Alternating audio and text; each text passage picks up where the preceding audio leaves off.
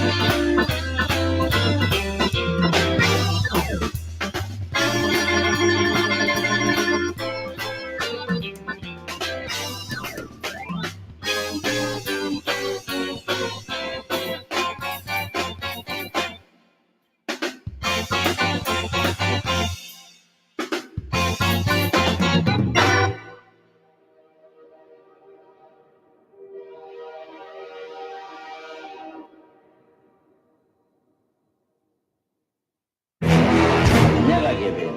Never give in. Never, never, never. In nothing, great or small, large or petty, never give in except to convictions of honor and good sense. Never yield to force. Never yield to the apparently overwhelming might of the enemy. You're listening to the Outlaw Radio Network. OutlawRadioNetwork.com. This country can't be knocked out with one punch. We get right back up again, and when we do, the world's going to hear the roar of our engines. But it ain't about how hard you hit. It's about how hard you can get hit and keep moving forward. How much you can take and keep moving forward. That's how winning is done. You do your work, and we will do our bit. Republic. I like the sentiment. It means people can live free, talk free, go or come by or sell, be drunk or sober, however they choose. Are you ready to be who you are? No poetry, just a straight answer. The government has deliberately sought to deceive the United States by false statements and expressions of hope for continued peace. We are men of the hood, married now at your expense. But there's no both sides anymore. They're just trying to wreck our goddamn country. It's time for you younger guys to take over. You meant to be here tonight. time. Their time is done. It's over. Screw them. This is your time. Now go out there and take it. If you guys don't start thinking as men, we're going to have a lousy country. For the crimes of incitement to cause unrest, I declare to be an outlaw! Good evening. It's Outlaw Radio Network. Today's, the 21st? Yeah, Sunday, the 21st of April, 2024. And none of the usual suspects are in any of the usual places tonight. So, hi, Black Tom at the helm. And we've got Matt and Robert in, and Bob Ross is behind the board, and the CEO is doing her Queen's Wave, and DJ D's wandering around here somewhere. Is Paul joining us? Is that what you're trying to tell me? I'm right here. Mr. Ross, we have one St. Paul, the voice of reason. Yes, I don't know why there's the proclivity to wait till everybody's introduced before I'm brought in. Although we are having technical issues, I guess. We can see Paul, but we can't hear Paul. Yeah, there's a problem on your end. This has happened before. I'm not muted. We can see you, but my lip rating's really bad. What was that? A size matters? No. We have Paul visually, but we don't have Paul audio. Yeah, we're not getting your mic. Oh, hold it. I'm checking the chat. Dennis, it was tested already. We know our gear is working. Yeah. Please don't change anything. Test, testy, testicles, testes. Hello? Now I can't hear you guys at all. All right, wonderful. Oh, great. You'll get it, I swear, I promise. Maybe the people that are still listening to the show can hear me. I don't know, I'll keep talking. Look, you like my new hat? Well, I hope you guys are handling it okay while you're out there. God knows this is only the second time the two of them have been in studio that this has happened exactly the same way. I feel bad for them. I feel bad. My heart goes out. I'm pouring love and affection into the room. If you're in the chat room, because I can't really see the chat, if you're in the chat room, yeah, you can hear me in the Facebook land. That's odd. That's awesome. That happened before. Testicles came through just fine. I love it. That's one.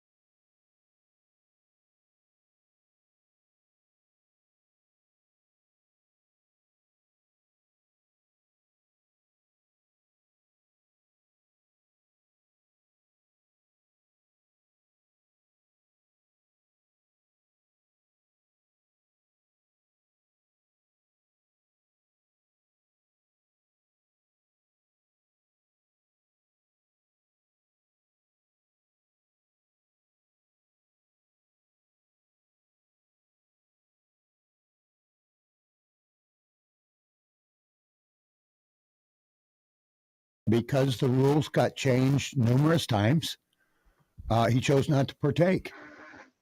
And I was disappointed that he didn't take the stage. I think he owed supporter because I am a Riker supporter. And believe me, I ran through a gambit when I was there. So when Riker pulled, I was disappointed.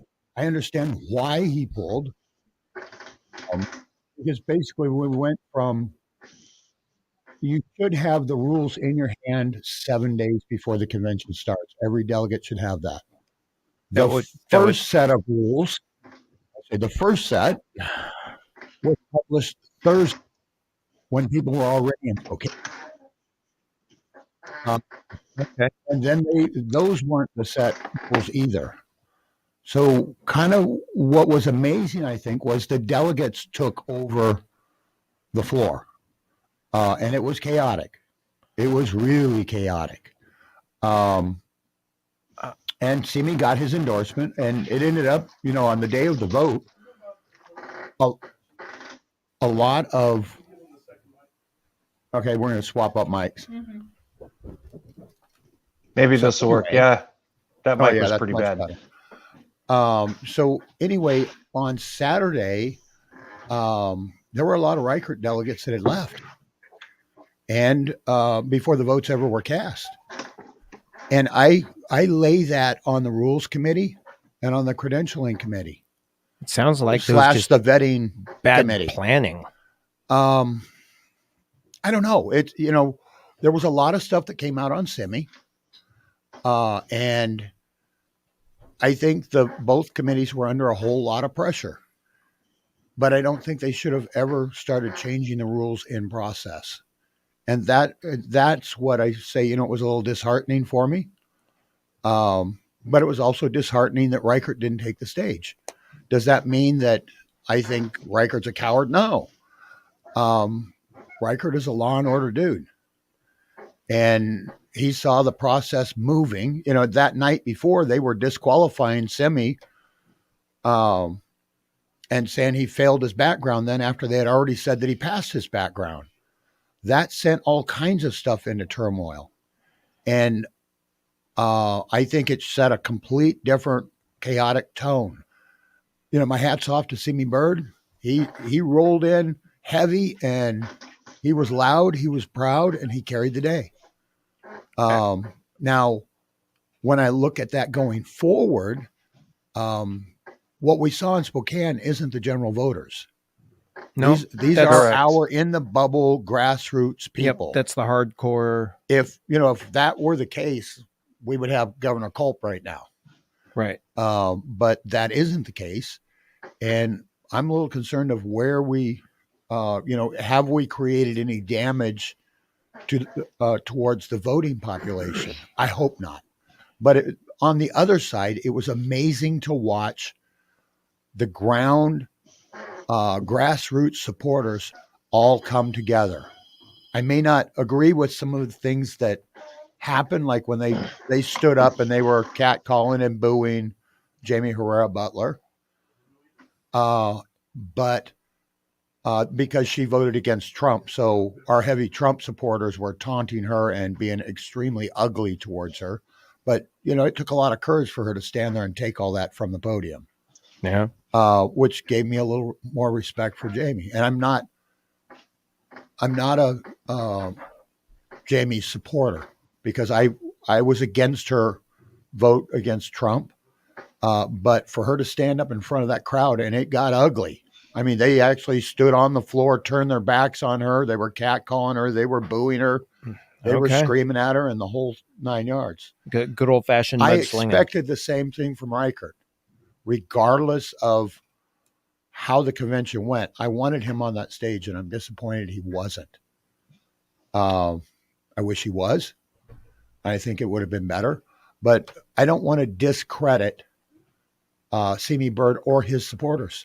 Right. I just I haven't heard very much about how anything went. It's all over the press. The last anything I had read was that Reichert was no longer seeking the endorsement from the party. Correct. But that was the last article I saw that was current on it, and then other life stuff. Basically, happens. all the papers in the state picked it up.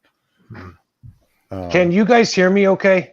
We can hear you now. We got you, Paul. Okay. Well, I was being quiet. I wanted to listen to Robert's perspective on Yakima. And I think that his perspective is incredibly important, because I think a lot of people heard was Reichert pulled out Simi Bird won. Like, I've been seeing that flowing all over social media and stuff. And you get tired after a while of explaining to people, listen, there's a whole lot more to this story than that. I mean, larceny, are you kidding? Okay, but it was 30 years ago, right? So there's two edges to that sword. I get it. So I don't think anybody should be judged by their actions 30 years sooner. But you know what action wasn't 30 years ago? Not putting it on your reference, or not putting it on your background check information, right? Deliberately hiding something that amounted, that was the bigger issue. That's a character issue. So I took exception to that. I understood why Reichert. Yeah, and on money. Yeah, and I understood why Reichert didn't show, but I think I'm in this camp that you're in, Robert. That was disappointing, right? Because from a leadership perspective, you want your leader to have some cojones.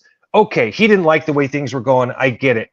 But it's almost as if he said, and this is just how it looks. And I do not know him. I've never spoken to him. So please, Robert, correct me if you know him to be different than this.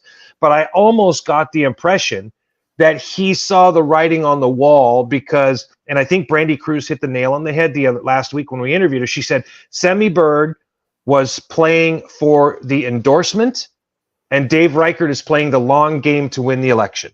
Correct. And as such, Semi Bird walked in there having a lot of those delegates in his pocket already, which does not equate to voters. But what it does do is it divides the party. And it hurts the party big time. And I think ultimately it's going to take away from Republicans' chances to win. I feel like if everybody coalesced behind Reichert, who's the only one of the two that has a legitimate shot, I legitimately think that there's a legitimate shot for Reichert to win. I think so long as we have Semi Bird, whom I very much like, by the way, and enjoyed our interviews with him. Yeah, I do too. And but again, if there's one thing we've learned in 23 years of political talk radio is, but what does it take to win? Just liking somebody isn't enough, right? Thinking that they have the charisma, they may have the knowledge and the skills. Lauren Culp kicked the holy snot out of Jay Inslee in their singular debate. He wiped the floor with them and got his ass kicked in the election, right? Correct. So it isn't necessarily about who's smarter or who knows the issues better. There's a whole lot more that goes into it. And I think Reichert has those intangibles. He has those things people don't see on the surface. So I hope, and you'll have to tell me, Robert, what you think, what kind of damage has been done, if any. Maybe no damage has been done. I know you know a lot more about what goes on at the state level. I mean, it's stuff we hear rumors, right? We hear vague innuendos in passing about what people think goes on at the state level. So you'll have to tell us, what do you think there was any damage done at all this weekend? Damage was done to the party because we're more divided now than we were before, in my opinion. And that doesn't seem to be happening just at here in Washington. I mean, no, that seems to be happening nationally with the GOP. But I don't want to undermine Semi. Semi did an incredible job in Spokane. Mm-hmm.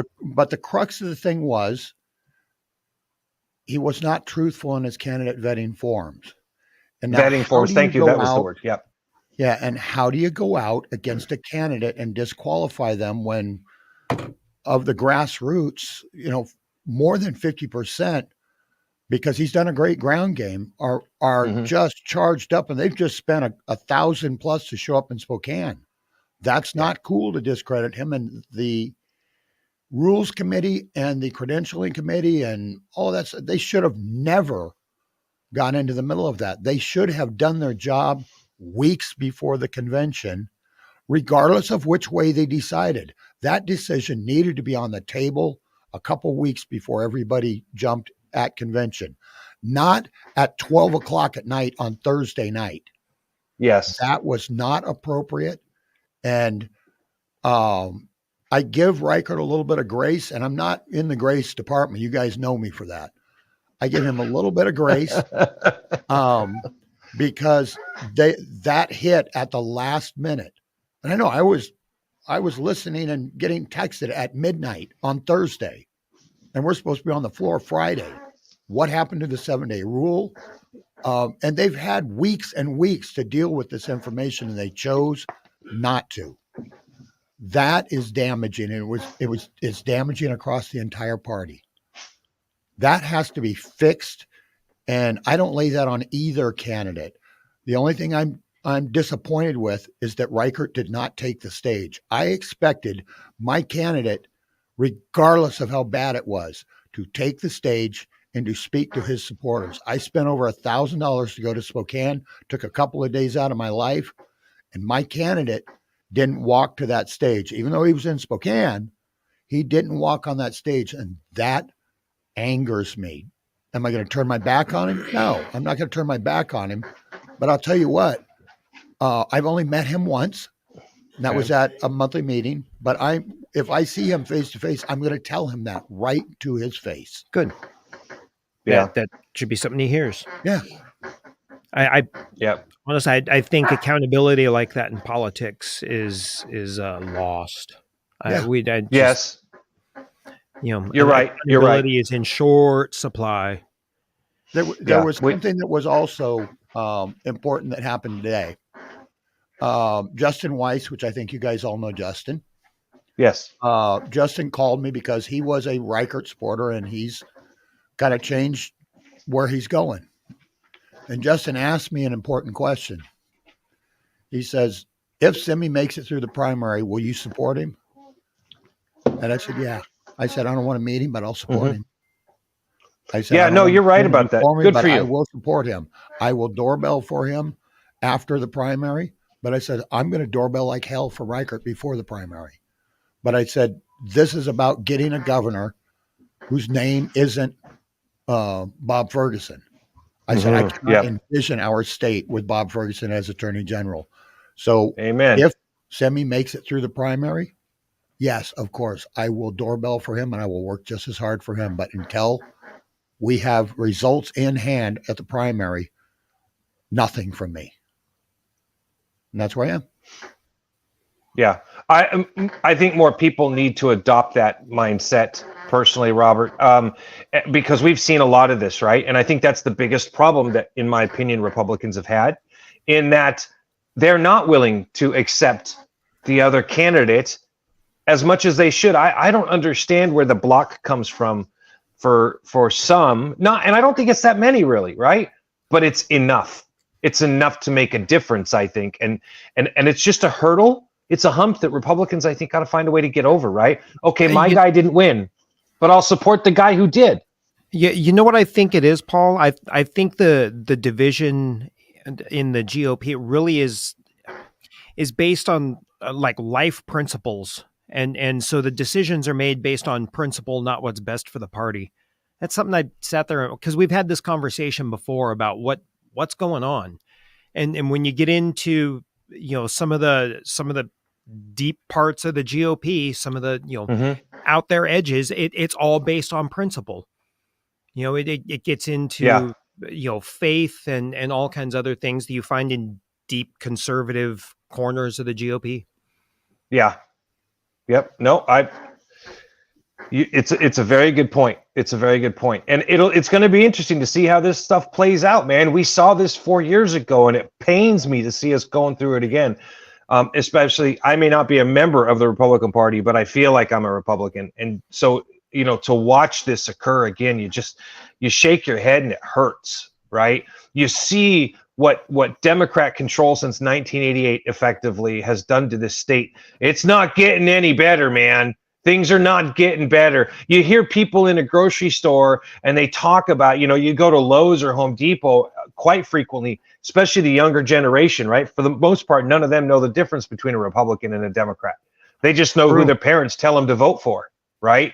And it gets back to that very uneducated electorate that we have in Washington state, right? 10%, 15% of people really know what the hell's going on. The other 85% got no clue.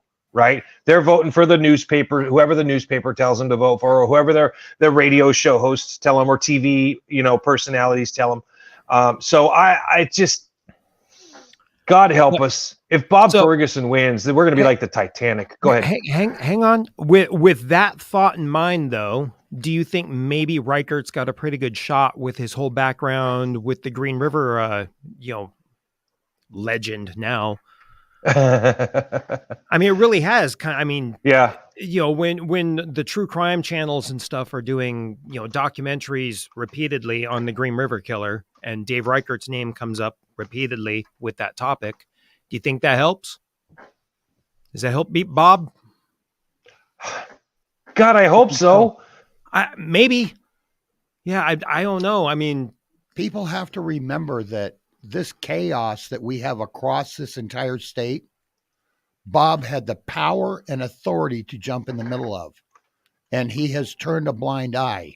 If your car has been stolen, if your house has been broken into, if you have all of these crimes against you, even assaults, and these criminals are immediately thrown back on the street, Bob Ferguson had the authority to stop that, and he did not.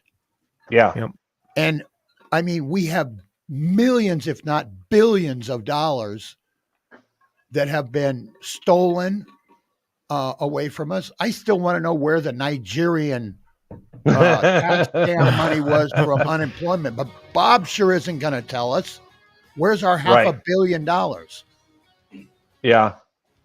Yeah. And I'm going to be real quiet now because we've got Matt Adams here, and Matt's got a great subject to bring up for you. Yeah, we'll talk about that right after these commercials on AM and Facebook. You hang out right there. This is the Outlaw Radio Network. Say it, Lori. Say it, Lori. Say it!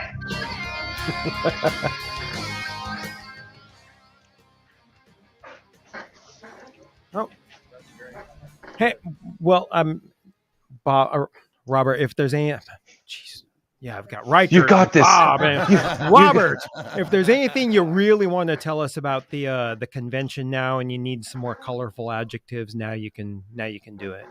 Colorful metaphor time. Oh, okay. So we're only on Facebook. Good. Right. Yeah. So say it, Robert. So there was a huge visual shit show, but it also was kind of as some of the delegates have told me, it was also something magical to watch, because when the committees failed to do their job, the delegates took their raw power into hand. And it was not pretty. I mean, it was really ugly to watch, but it was also magical because that was the representation of 8,000 delegates that then went down to 2,000 delegates that all ended up with 1,800 of them in Spokane that were all strong-willed, and they seized it away from the nonsense. So did it feel kind of maybe reminiscent of maybe the Founding Fathers? Yeah, kind of. Kind of, you know. The Founding Fathers with social media. Well, yeah, with social media and TV cameras and microphones, yeah. Could you guys imagine what it would have been like live streaming that meeting in Philadelphia in 1776, right? I mean, could you imagine the Facebook things that would have been going on? Oh, my Lanta. That Adams dude is an asshole, you know, right? Oh, somebody okay, hang kicked on. Ben Franklin in the nuts. All right. Yep, you got them all out. And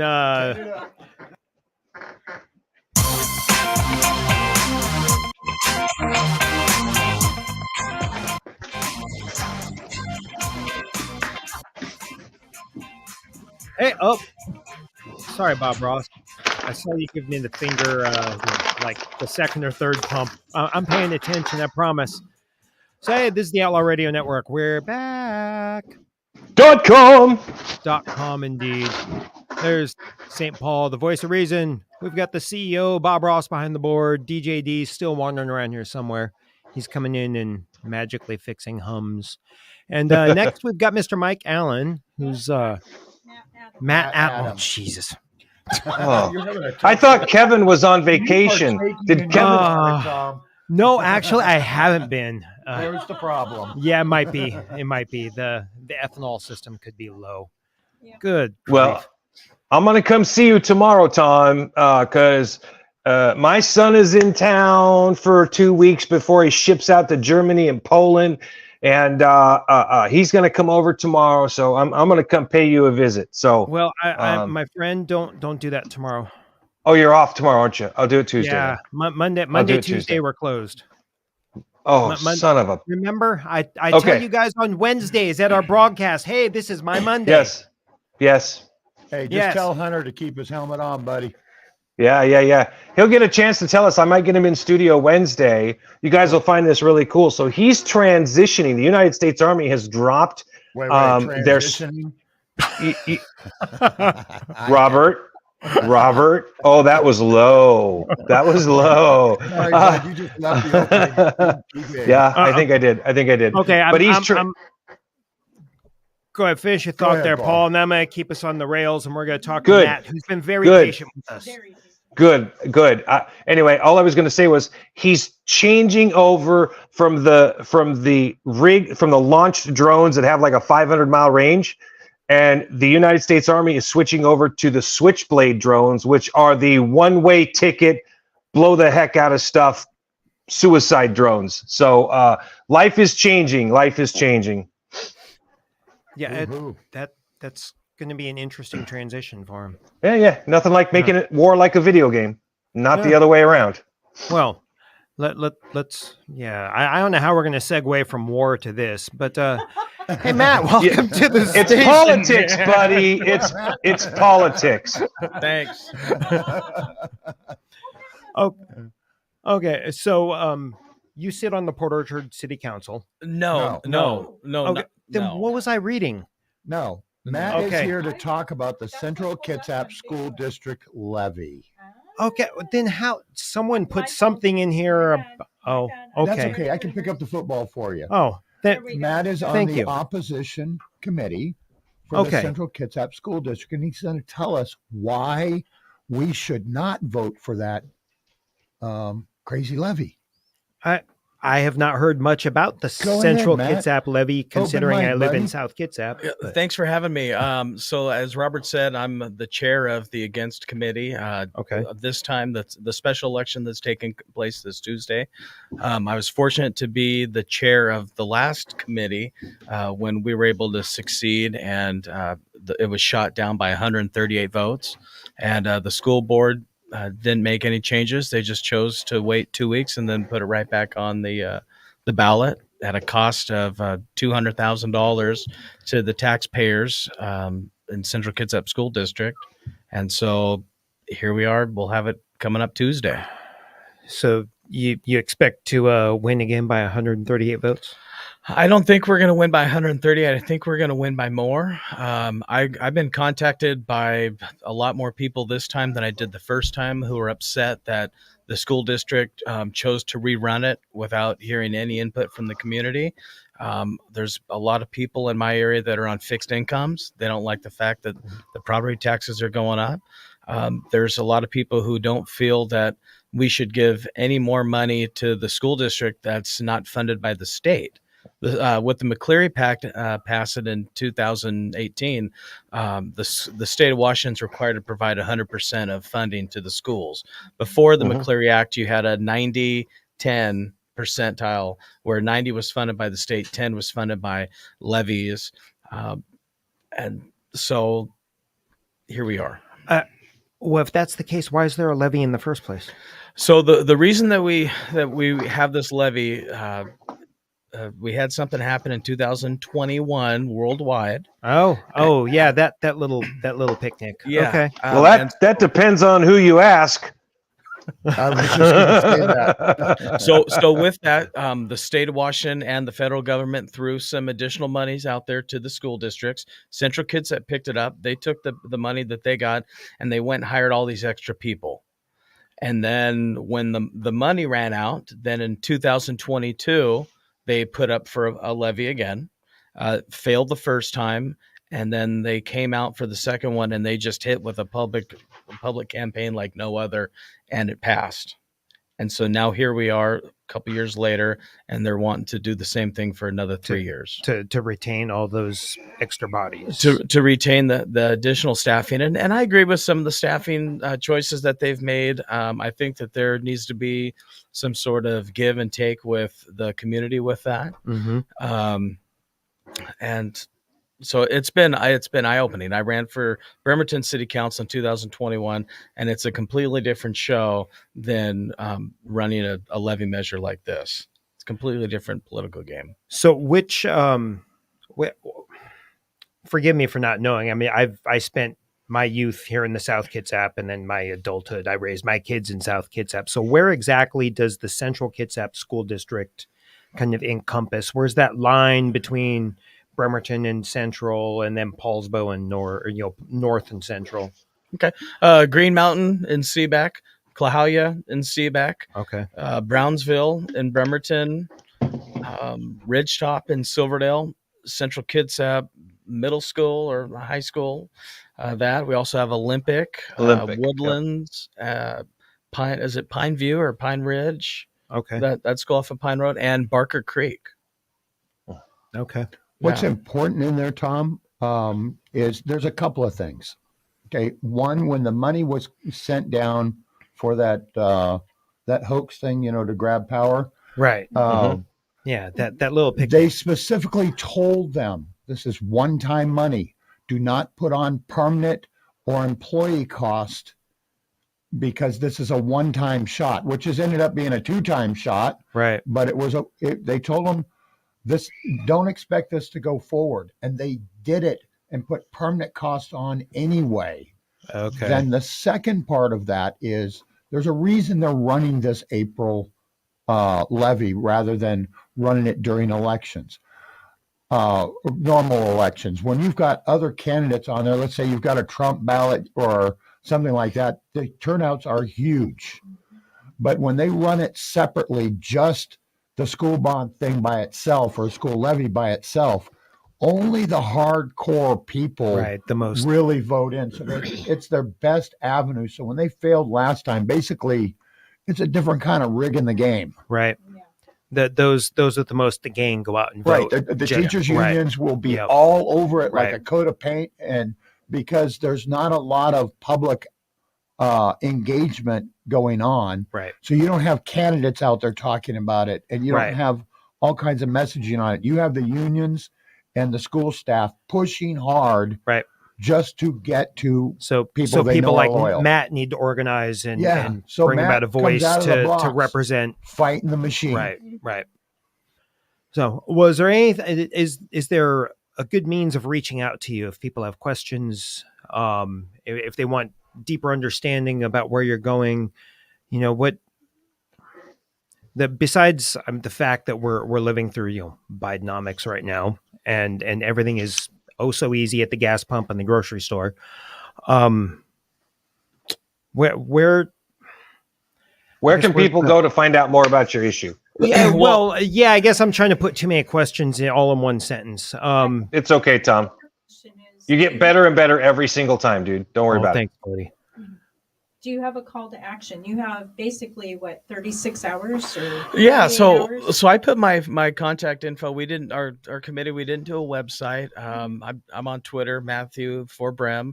You can find me. I put my phone number and my email address inside the voters pamphlet. That's how people have been contacting me with all kinds of stuff, stories about waste and fraud, and then people trying to lay a guilt trip. I have 2 kids that go to Central Kitsap schools. Right. I got one of my daughters that goes to Bud Hawk. She goes to the pre-kindergarten, and my other daughter goes to Cougar Valley.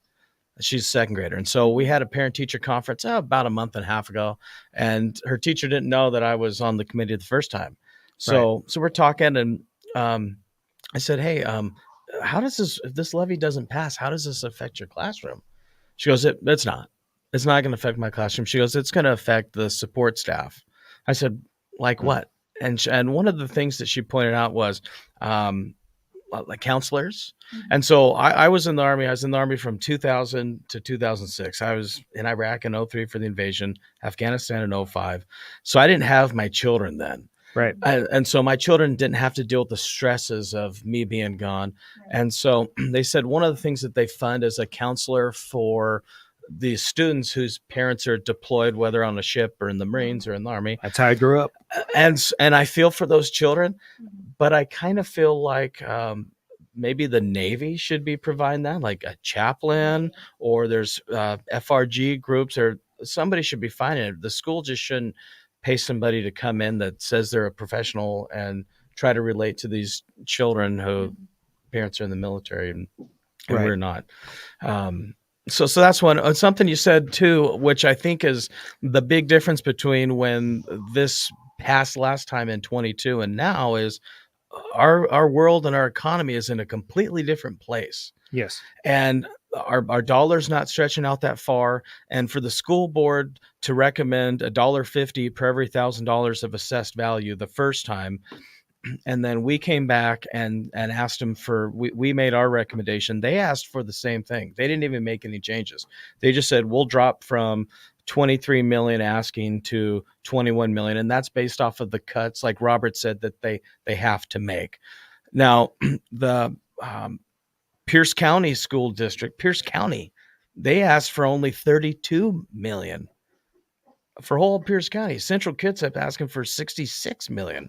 They're asking for more than twice to keep it going. And it kind of reminds me of when I was a kid and my grandma, I got old enough where I couldn't get toys anymore. My grandma would give me cash and said, I want you to come back and tell me what you spent this cash on. Oh, yes. Yeah, I had one of those and then grandmothers too. And so it's one of those things. It's like, show us where the money's going, show it how it's benefiting the kids. Because we want the best education for our children. Certainly. But if the state's already providing 100%, maybe the superintendent and those school board folks should go back to the legislatures and ask for more money instead of coming to us taxpayers. Well, after, what was it, 20, what year was that? 22. Yeah, 22. Right. So that makes sense. So, listen, and I will tell you, out here on the peninsula. Hey, Paul, we have 1 minute to break, so use this to take us out.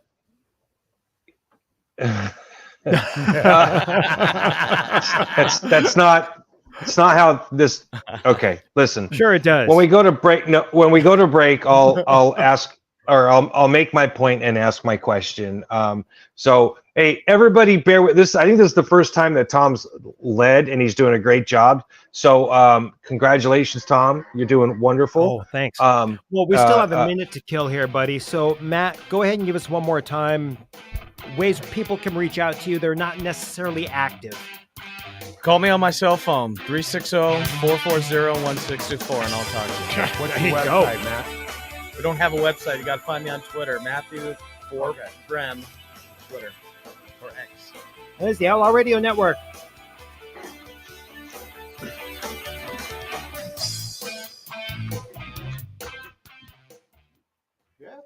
Yeah. No, okay. We're doing fine. Phil's pushing buttons. Phil's shaking his head. Phil, are we on Facebook now only, my friend? This is like Merlin behind the curtain. Yeah. Don't look behind on the other side of the spit-proof glass. The spit-proof glass, baby. It's spit-proof for a reason. I'm here to tell you, ask Dennis, I've shot more things through straws at that window than ever before, man. I tell you what.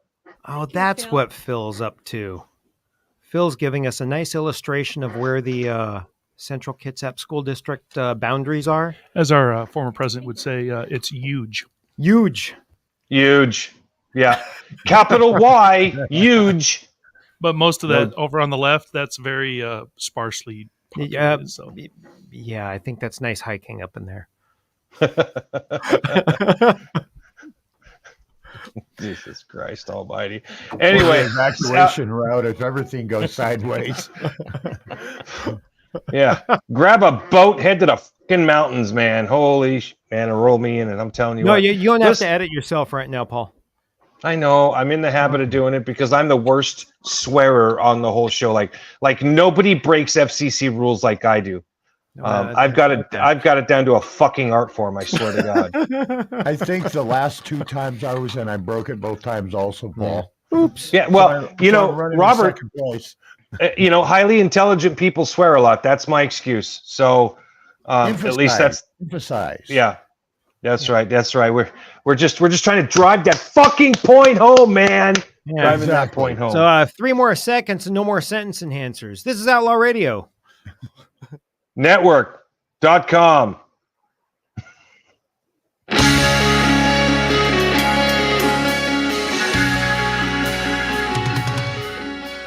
We're back.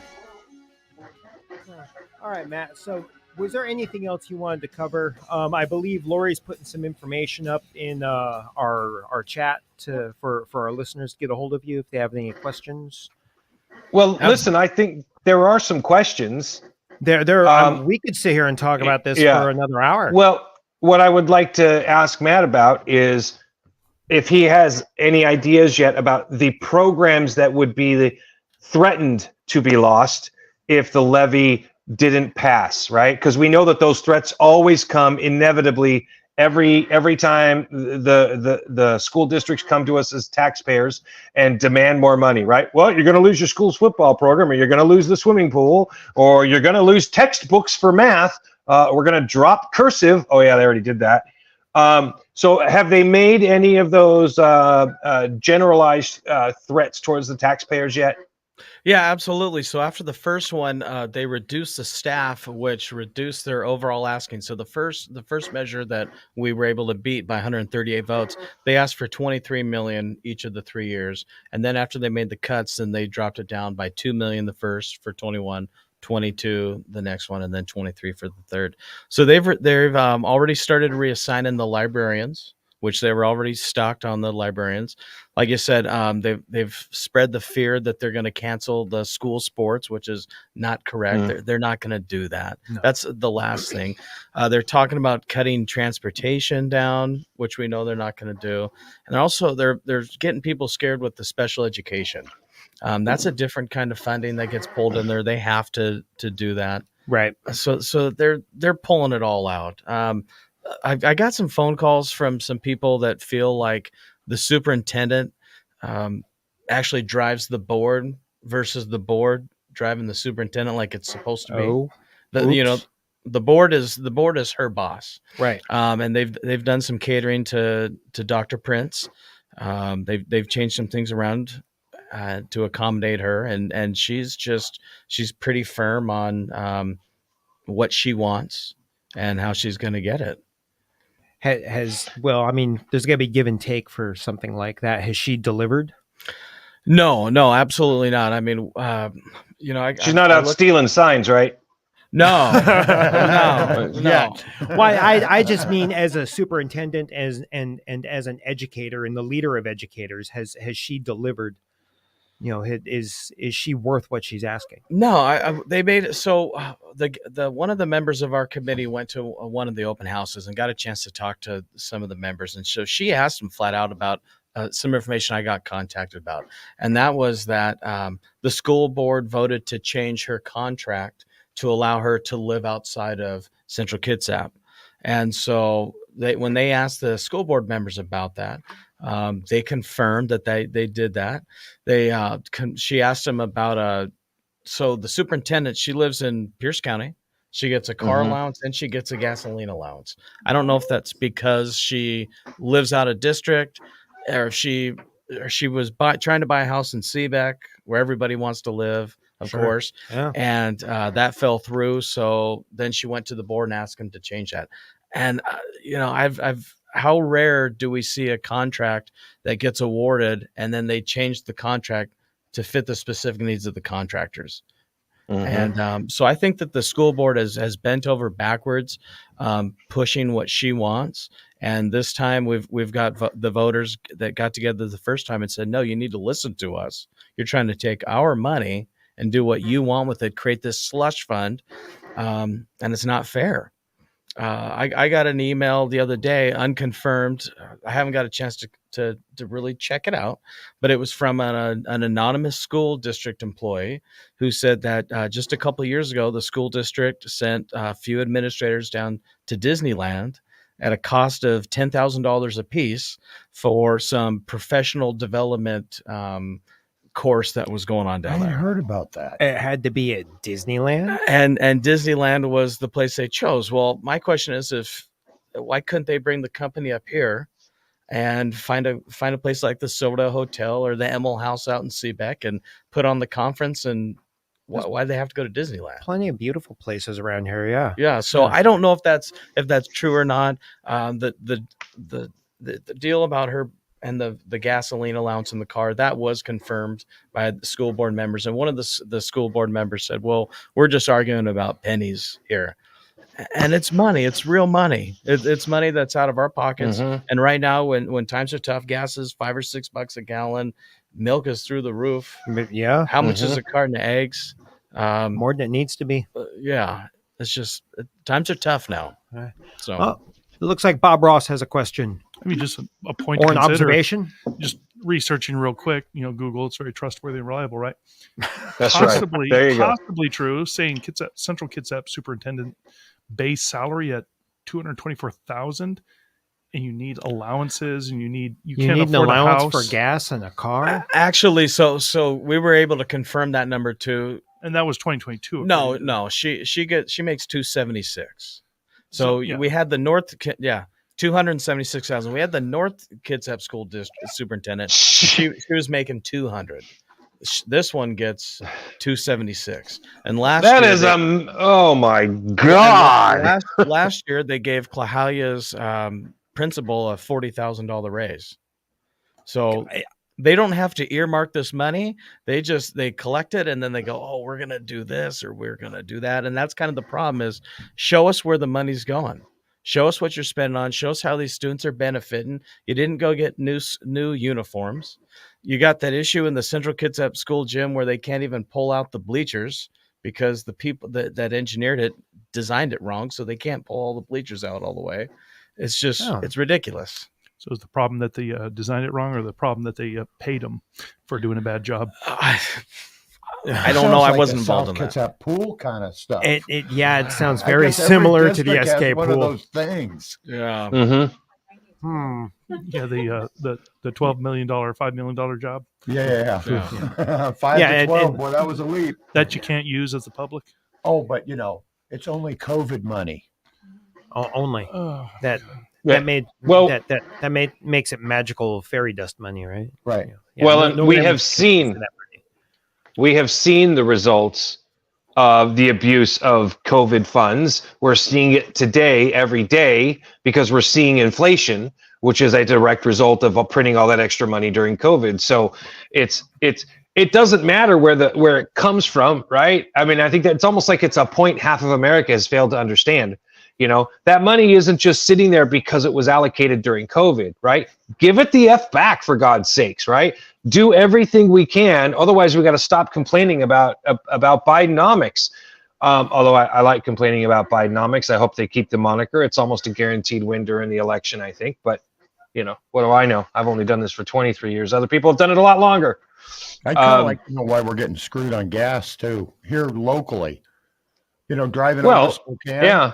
Gas is $3.99 in the middle of nowhere, and we're $4.69 here. What the heck? Yeah, no, it's a great question. Refinery, and they're 60 cents cheaper than we are. No, Robert, that's a perfectly valid question. In fact, maybe that's something we can talk when we get a chance to interview some of our elected reps. We should be talking to them about what is the reasoning behind a almost 50 cent per gallon difference between people here in Kitsap County. And Eastern Washington. Yeah, it's just $3.99 out there by Moses Lake. Yeah, and it was consistent between $3.99 and $4.09 going all the way across. As soon as I got out of Puget Sound. What was diesel? Same thing. What? What? Dude, same thing. Look, I put my diesel trucks back on. What? Green is diesel. Yeah, I know. Yeah. What? Here, you can hold that up in front of the camera. So Uncle Jay. Uncle Jay. He'll take your phone call. Just give him a minute. You got some explaining to do. That's Moses Lake. Yeah. Hey, what's happening there, Mr. Bob we Ross? got our friend Gus here mentioning how I guess something about eggs are now required to be cage free, which is it was $3.99 for regular unleaded and $3.99 for diesel. Man, I'd put my diesel truck. And the high one going across was $4.09. Oh, jeez. Yeah, there's some splaining to do some somewhere. kind of scam going on with that stuff. It's something weird. Well, that's like Bob remember it when you go to the vote. Yeah, exactly. God, I wish people would remember it. Anybody but Bob Ferguson. Yeah, vote out all the incumbents.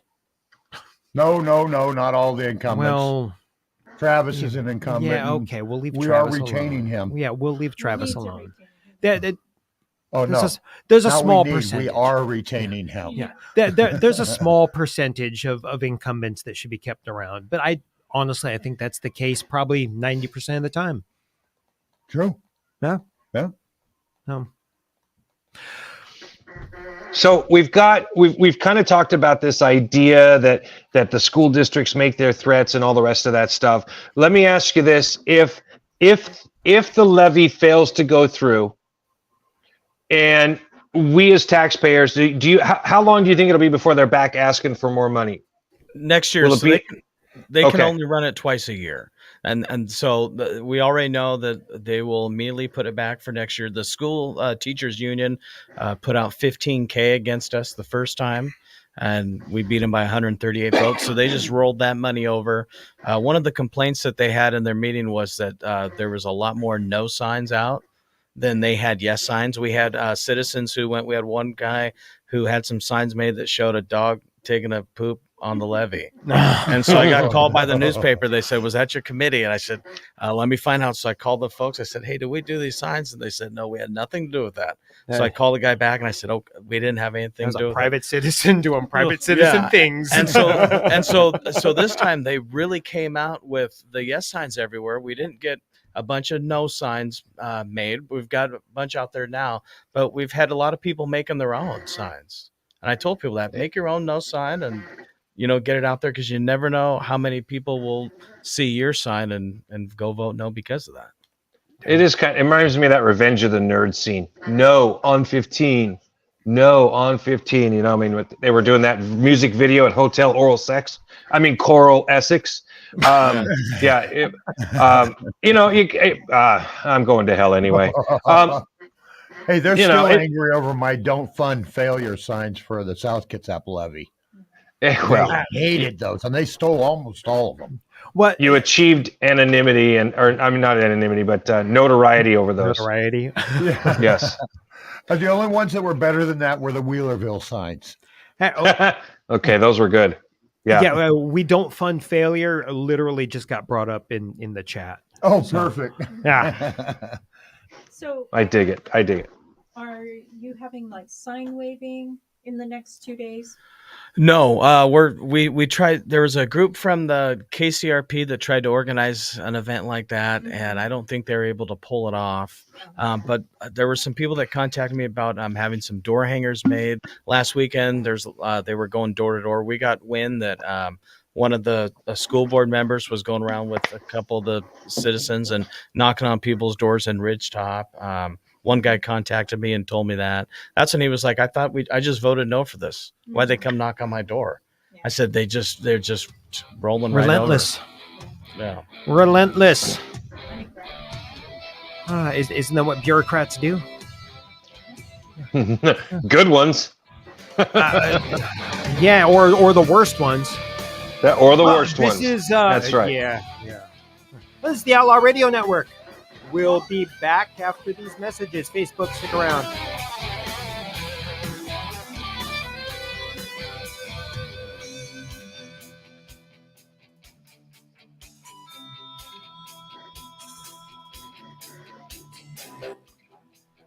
Bob Ross, were you trying to get my attention? Oh, I thought we had a moment. You had a moment. oh, Lori, are you picking on me? It might have been a senior. I just had a Biden moment. I was reading the chat. Be kind. Yeah. Okay. I'm not used to having to pay this much attention. Be kind. Please rewind. Oh, now you're just making me feel old. Yes, that's right. Reminds me of Mike's video. There you go. No one heard your comment about Blockbuster, Lori. Yeah, I miss Blockbuster. Last I heard, there was still one remaining. Yeah, one in Oregon.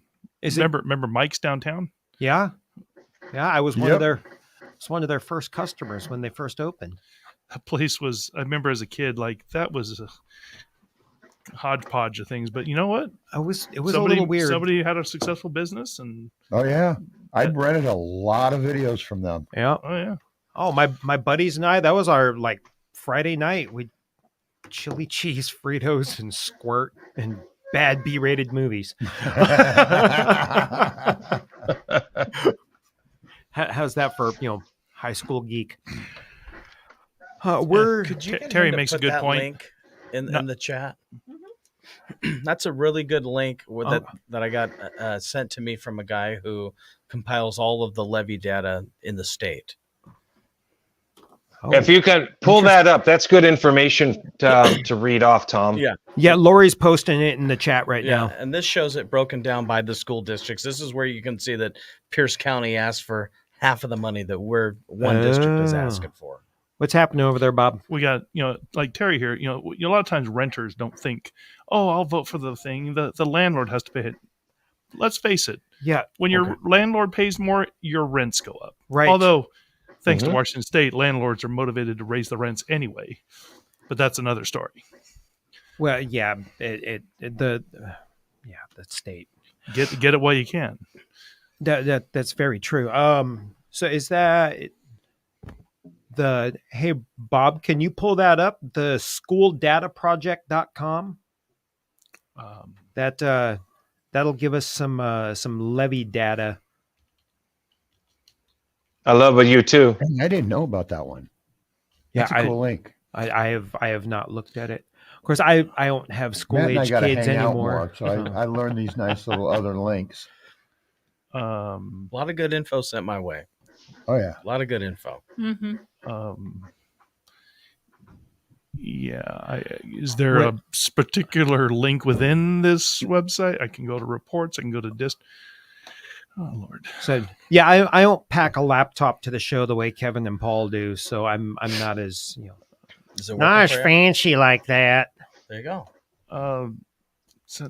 There's lots of info. Districts, you can go to districts and just if you go to the I got right-hand Central corner, Kids App, you can and then hit it's districts, like right. historical demographics, chart 1 of 1 for SBA 4th grade EL. Go to districts. I don't know what I'm looking at. I'm on Central Kids App. Okay.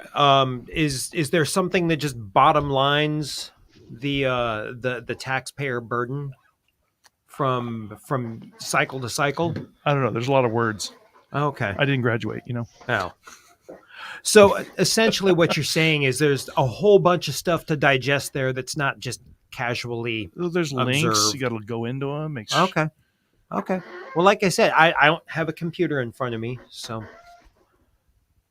it gets into pretty riveting depth, radio. Yeah.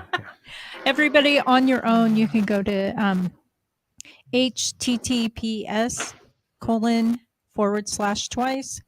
schooldataproject.com. click on reports. Click on reports. Yep, and then you can see where it talks about the top one, school district tax measures on the April 23rd. It's just 30 seconds. Yeah. Mm-hmm. 30. Now give it out as soon as we come back onto radio again.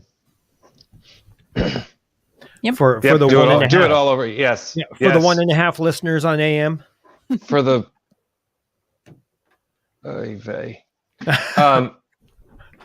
for listeners on AM. Yeah. Well, this is the Outlaw Radio.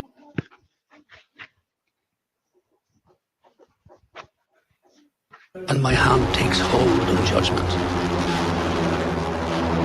I will take vengeance upon mine enemies, and I will repay those who hate me. O Lord, raise me to thy right hand and count me among thy saints. You're listening to the Outlaw Radio Network. OutlawRadioNetwork.com. I'm making it short. Go. What are you making short there, Bob? Oh, you're just dumping it and giving it back to me. All right, so we've got some info to recap for our listeners. For sure, Tom. Throw that out there, man. If you go to schooldataproject.com or levyno.com. Oh, levyno.com. That's another one that the guy sent me. Okay. Things to explore on the Central Kitsap School District levy and the continual requests for a very large money purse. Yep. Chunk of change, baby. A large chunk of change. Yeah, it's not a Mike Tyson fight, right? Well, the Mike Tyson fight may not be much of a Mike Tyson fight. That's when you're 57. I'm just saying. So, there we go. Mr. Bob Ross found us something interesting. If you're on the stream, you can take a peek on your screen. I can't read that from here. So I can't read it either, but can somebody read it? Anybody in the studio read it? Bob, can you read it? Total compensation for superintendents versus percent low income students. Oh, well, that's going to be an interesting chart. So let's go down to Kitsap. Kitsap, that's K, right? Mm-hmm. King, Kitsap, Kittitas, the KKK. Hey, moving on. Central Kitsap. I always thought a coffee place called Kitsap Coffee Corner would be good. You know? No. 367, 813. Let's see. Does anyone know how to do floating headers? Jeez, people. Student enrollment, percent of low income. Okay. Where to go? So where is Kitsap in as far as the percentage of students that are? They pay 367,000. They have 11,200 students and 40% of low income. In Central? That's what I'm saying. Mm-hmm. Contrasting, 40%? Bremerton pays 280,800 something with a 400 or 4,300 something population, 65% low income. Oh, look, Tequila. 200. So I noticed the bigger the low income, the lower the pay. Interesting. Mm-hmm. Where's Bainbridge Island? They pay less. Their levy's only 80 cents. They pay 80 cents for every $1,000 on their levy, and Central Kitsap's asking for $1.50. Now, to be fair, wow, 80 cents on what kind of property values? For every $1,000. I understand that. That's how to make it fair. Yeah, when your property less. is worth like $3 million versus somebody's 300,000 or 400,000 or whatever god awful number they assess it at nowadays. Yeah. And I just want to say, I'm third generation to go to Central, graduate. My grandfather graduated in 56. Wow. My mom graduated in 79. I graduated in 01. And my daughters are both going to graduate. Mm-hmm. We're going to be one of those families that sent 4 generations through there. So I want to see my children succeed. And I just want to say that I'm not doing this to punish students. No. Or punish teachers. When we formed this committee the second time, I told the gal that was on it with me, she's like, I'm kind of torn because my children go to school in Brownsville. And I said, hey, my girls go to school too. I said, what we're doing is not punishing the students. We're trying to get the school board to renegotiate, be accountable, come back to the table with themselves and decide, okay, what are we going to do here? We had one of the school board members is new. Jim Gross, who retired from the shipyard. It was a Shop 56 superintendent. And so he's just getting his feet wet. And you have some of these other board members, Breezy Mitchell, Megan Hine, Tracy, they've been on there. And so maybe they're the ones that are driving this. Maybe it's Dr. Prince that's putting out what she wants and these guys are having to conform to it. But we just want to bring these guys back to the negotiation table and say, look, show us where our money's going. Otherwise, you're not going to get any money from us. Well, it shows how it's being spent productively and shows how these children are benefiting from it. It sounds like similar problems that I know the South Kitsap school districts had for a long time: transparency and accountability. Yeah. So, where's the money going? I mean, I've heard it when it comes down to like the literacy rate of the kids, like you can't figure out how to teach them reading, writing, and arithmetic. The 3 R's. Yeah. But I mean, like, isn't that like the fundamental? Like, sports are nice. I know there's benefits and it teaches kids things, but like, if you can't teach them how to read and write and do these essential things. So here's our numbers. Here's the numbers for Central Kitsap. When it comes to the language arts, only 54% have met the national standard. When it comes to math, only 38.5% have met the national standard. When it comes to science, 48.7%. The numbers are so low there. Those aren't passing numbers. Those are failing numbers. And they're saying that they graduate 86% of the students. And I guess, of course, the question to go with it, though, is it's always nice to know, how do we compare to other schools? Are we doing similar? I mean, are the other ones as abysmal? Bremerton is the worst. Bainbridge is top. Bainbridge is Bainbridge, yes. And then contrast it with how are the private schools doing, to use that as a standard? I can tell you that when my granddaughter was in private school, she was excelling. And then when she went back to public school, she was bored because they weren't challenging her. It was back to the cattle call. Yeah, well, the problem with that is, a private school, people that can afford to put their kids in private Right. school, That's the problem. those schools are they're just so much better. You can't except expect we're paying more for public school right than they were for private school. Yeah. Well, and when you say those yeah. people, I'm thinking of a friend who's an engineer at the shipyard. Yeah, he's an engineer, but he's whatever GS-12. You say it like he's got a communicable disease. Yeah, he's an engineer, but he's a mechanical engineer. That's kind of like plumbers. When you have one in the room, you know it. But, no offense, Tom. And they're tight. They do what they need to put one of their kids into private school because it really helps them. It's a sacrifice to the other things in life, but it's important. Yeah. But when you take that kid out of that public school where they're being challenged and you put them in, I mean, public schools have to be steered towards the weakest link. And the weak links can't always necessarily afford a private school and private tutors and things to make them stronger. So the weak link is probably their parents, but probably that's a good point right too. there is the parents. So the parents have a role to play in this when it comes to their children succeed. Absolutely, they do. We just can't throw everything on the teachers and expect that the teachers are going to teach our kids the best. The teachers aren't. It's not their job to raise it. It's our job as parents to raise our children and get them ready for what comes after in the real world after they leave our home. That's 100% So correct. I get involved with my daughter's classroom when her teacher. I can't even email my daughter's teacher. I have to have this app called Class Dojo. It costs me $7.99 a month to be able to send messages to my daughter's teacher. So her teacher will send out things. Hey, we need what? Yeah, and it says like we need snacks. So then the next day we'll go to the store, bring snacks in. There was a deal a few weeks ago where she said, "Hey, we're out of paper. Can we get some paper?" So I went on Amazon, had 8 reams of paper sent to the classroom. So it's important that the parents get involved and help out. Yeah. See, the problem I have with that is there is sloppy money all over every district. I don't care what they tell you. The districts should be supplying they're pumping that. the parents for paper and snacks and things like that.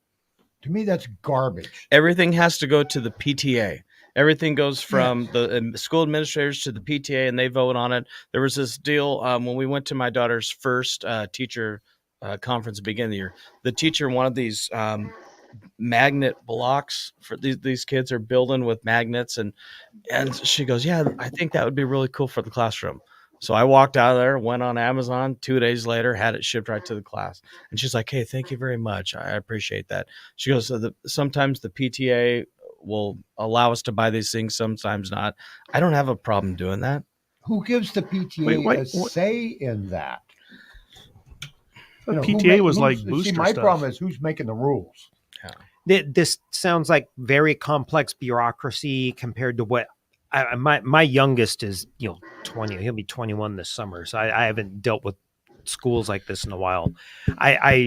The interactive app thing, that was just part of our school district's website. I didn't have to pay for it. I think it's great. Huh. Oh, yes. Steal away. So being a mother of 4 sons, and I was very, very active. Now they're adults. Bless you. Bless you. Anyways, one thing that I'll say is that when I had my children in elementary school, we switched from PTA to PTO. And here's the distinction. 50% at that time, and this is mid 2000s, 50% of money raised went straight to the National Association instead of staying in the school. Terrible. Yeah. And I mean, I've run fundraisers for an elementary school where we made like $300,000. Wow. And that was after we went to a PTO. Wow. Yeah. So at the time it was really hot. I don't know if they use it, but it's called an Elmo. And so we got a few of those for different classrooms where they're like projectors, but even more so, more tech and all that stuff. And so it was really interactive. It was really great for one of the special education rooms because it really brought out what they could do as far as teaching. So, great. yeah. That's So great. that's a really good avenue to pursue if your school community can get behind that. Because once you get the PTA out, then the dollars are staying in your school. Years back, some of the guys know that I, used to have a printer and copier dealership type of setup, and the school had come out and they had this panic thing coming out and saying we need computers. And because I was certified Microsoft and all that kind of good stuff, I got a hold of Microsoft, and we actually came up and I said, okay, you guys need computers. We were going to donate 12 workstations, completely loaded down with Microsoft Office and the whole 9 yards and all that stuff. Then wait. We don't want the computers. We want the cash for the computers. Yeah. And I said, wait a minute. I said, I am an MCSE. And I says, I'm not talking about low-end computers. I said, we're talking about loaded down, hot computers. And they're like, no, you don't understand. We want the money for the computers. I said, so basically what you're telling me is you want an excuse for us to give you money. And they went, well, we're not really sure. And I said, okay, I'll have the workstations landed directly into the school district. Oh, please don't do that. And this was after they were all out there in their little school publications, and we're at a critical point here. We don't have enough computers, and it was for the alternative school. And I was like, for the alternative school? Yeah, well, let's just redeck them out. I started making Microsoft calls and donor calls and all that. And no, they actually didn't want the computers. They just wanted to cry wolf and wanted the cash. And I don't know where that cash was actually going to end up with. That was when we were playing ball together, Paul. So that gives you a time frame. Yeah. Well, back when Moby Dick was around. Well, it sounds like that hasn't changed. Young and dumb. Well, it sounds like that hasn't changed. There's a comment in the chat about the schools want money sent in for supplies. They don't want actual supplies sent in. They just get the money. It goes into the general fund. Then they do what they want with it. Right. Right. Yeah. I think So there's a they're lot of another truth to that, DEI unfortunately. Yeah. Yeah, well, one of the other problems with public school is, union presidents are talking about reports of, lack of discipline, and you don't see that in private schools. Behavior and violence are impacting everyone around the trouble students. So, and our youth justice system is ever so stellar, as lots of our listeners know. It's kind of personal to Outlaw. Oh yeah. On multiple levels, man. On multiple levels. Couldn't agree more, Tom. And I don't know that there's anything we're going to be able to do in the foreseeable future to turn back. I mean, it almost seems that Republicans are going to have some sort of supermajority to have any hope at turning back the disciplinary or lack of disciplinary procedures that are taken in the schools nowadays. It blew my mind to learn that my nephew got caught smoking pot at school between classes, and these students, this group of students he was with, were just told to put the stuff out and go back to class. Like, mind blown. Like, are you kidding me? Mr. Dempsey would have whooped my white lily butt with a 2x4 when I got caught. If I'd have got caught in junior high doing that stuff, beating me to a pulp, man. Unbelievable. Yeah, Paul Dackery. That's right. Unfreaking believable, man. They just don't give a damn anymore. They're just like, whatever. It's just pot. Pot's legal. Just give them some vodka while you're at it and see how good the party gets. Holy cow. I get in trouble for talking like that, Paul. Well, we should have a talk with your wife then. She shouldn't be holding that against you, brother. No, me giving vodka to students. The state that would be bad. Yeah, that would be bad, Tom. That's bad. Tom, that's bad. That is bad, man. I thought it was just frowned upon. No? Well, I mean, we are in you Washington. might be right It's about it. probably just a frown. It's like, hey, then you get out to Gig Harbor, and then you got a teacher that's accused of raping two students. Yeah, crazy stuff. Yeah, and there was a teacher at my son's grade school Now I don't know if the school district has released the name of the teacher that was arrested for that or suspended or whatever the deal was. But I know out here at Evergreen Elementary out here on the Key Peninsula, there was a student or a teacher that was removed for inappropriate touching, stuff like that. So are we talking about the same teacher, Robert? Yep. Okay. But the charge is rape. Okay. Well, as it should be. I don't know what all happened. They haven't really said much to the parents out here, though, which is not exactly cool. But like I said, there were only 2. And my son was in 5th grade at that school. And it happened last year. My son's in 6th grade this year. Yeah. So now I've talked to my son about it. Nothing happened to him. He didn't see anything. But nonetheless, I mean, I'm still sitting there going like, well, there were only 2 damn 5th grade teachers there. Was it my son's teacher or was it not my son's teacher? You know, I can't find out. So I don't know. We'll see. I'm assuming it wasn't my son's teacher. What's that? That'd be my tact.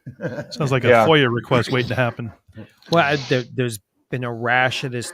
I mean, you saw the sting operation that resulted in the shooting over in Tukwila?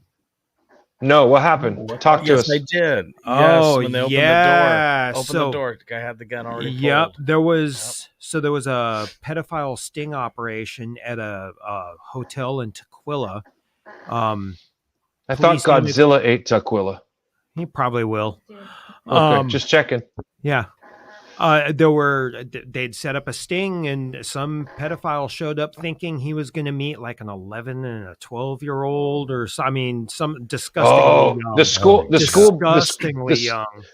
Right. Yep. Yeah. And so when the door opened and it was police officers instead of a couple little kids, he reached for a firearm and they lit him up, I hope. Yeah. FAFO. He's dead on scene. Perfect. Yeah.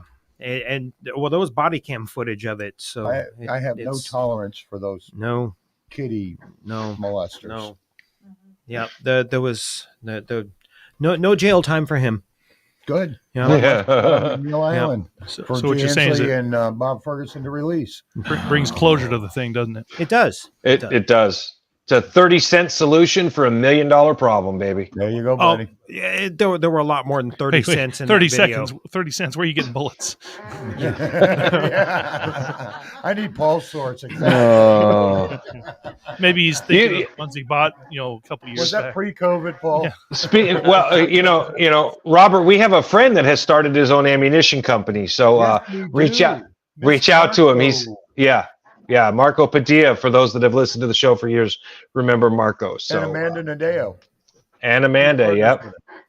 Yeah, but even if you load your own, it's getting expensive.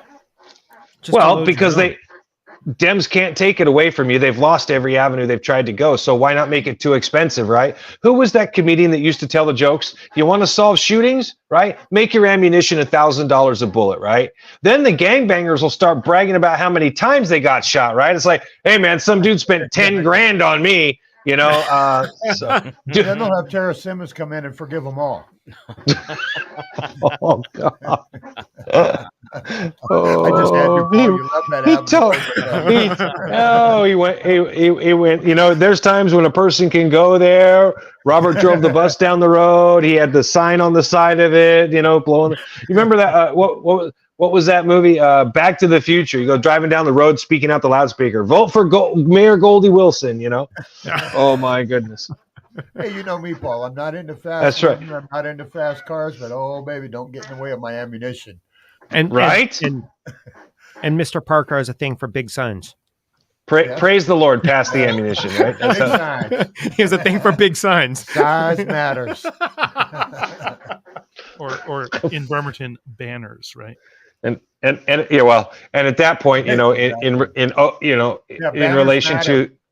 And in regards to the passing of O.J. Simpson, if it don't fit, you must acquit. That was bad. I know. Matt, you're I love quiet, buddy. I'm just listening. You can throw the crap just like we do, bud. I know it. I've seen you. Well, as long as you're going to hang around, right, and you're going to talk all of this other political rubbish with us, man, we got some good stuff to talk about. Oh yeah, no, Matt's got to tell us about the pig suit.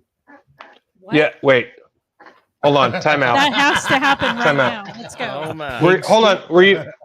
Were you dressed as a particular Bremerton City Councilman? No, I showed up to a city councilman event dressed as in an inflatable pig suit and had a sign up. And what did the sign say? So curious. Well, maybe I didn't Cut have the pork? Maybe I didn't Oh. have a sign for that one, but yeah. If it's too spicy for AM, we only have a minute or so. I've got the video online. I think it's on my YouTube page. You can We have a video. Okay. Yeah. I'm a pig farmer's daughter, Are so ya? I'm extremely Okay. interested now. Okay. That there's a piece of- Slaughtering pigs. Awkward. I have in the past. I've Not also pigs named Matt, right? no. Okay, cool. God, I hope not. I used to be 'Cause we like the Matt. my job used to be the castrator on the farm. Oh man. Company. Yeah, look. My brother didn't want to do it. No, I wouldn't want to do it either. She's been busting balls for years. I'm going to say it because you all ain't saying it. You know, that does explain some things, Lori. That does explain some things. Of course it does. Of course it does. She's well practiced, right? Wow. Oh, hell yeah. We'll just leave it at that. You kind of ruined my image of the bacon fairy because I've always thought of you as the bacon fairy. Well, you got to cut the nuts and then grow them, and then you get the bacon. You know? Wait, what do you mean cut the nuts and then grow them? What are you? What Grow the doctor? pig, Paul.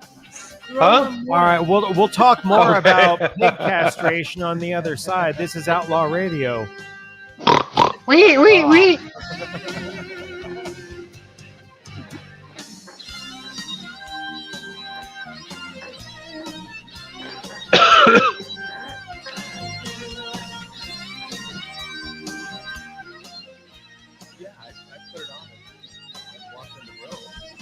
We let the meeting get Okay. started, and then we came in and Anna Malka, because she'd been fired, and so I did a FOIA request. We are no longer on AM. No, we're no longer on AM. So, yeah, if you want to talk about For another minute pig and a half. castration? nothing. It's just a little, No. switchblade. No, it's just Why?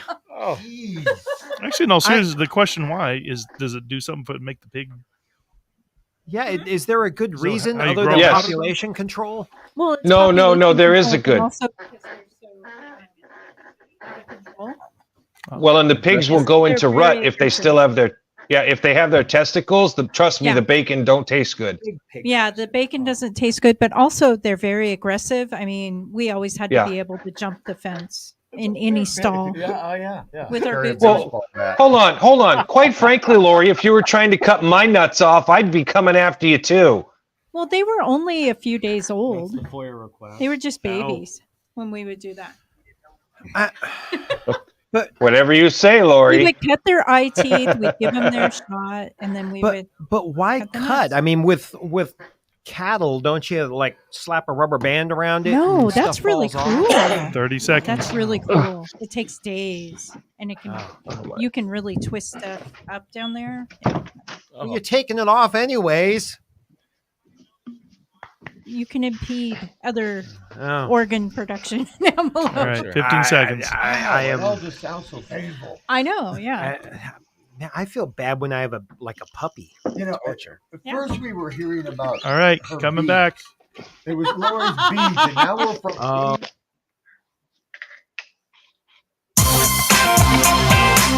I'm Brandy Cruz, host of the Undivided Podcast, and you're listening to Outlaw Radio. Good luck. Bob Ross just gave me the finger. We're back. Back. Well, I mean, life just happens. I mean, I'm a gun enthusiast, and I would keep my little target on the back of the front door. 4 sons, never had a problem. You know, the thing about it, it's an animal. It's your food. It's we anthropomorphize everything. You know, but how would you feel if it's not a person? No, that's true. Mm-hmm. So, like I said, Oh, I have it's no just a problem question killing of. the pig. It's cutting its nuts off that I have a problem with. Yeah, I'm kind of in the It same just- boat. I it just just feel kinda bad feels for the pig. personal. Yeah, but you don't. If you name them like bacon or ham hocks or too bad or Yeah. Oh my yeah, God. because you Oh know my you're going God. to eat them. Yeah, exactly. Yeah, in a few months. I'll just name them bacon. Yeah, bacon. bacon, and then the one right Baked next to him is beans. chops. Earlier last hour, someone mentioned the cage-free chicken thing. I guess that, I mean, does it make the eggs taste any better? I don't know.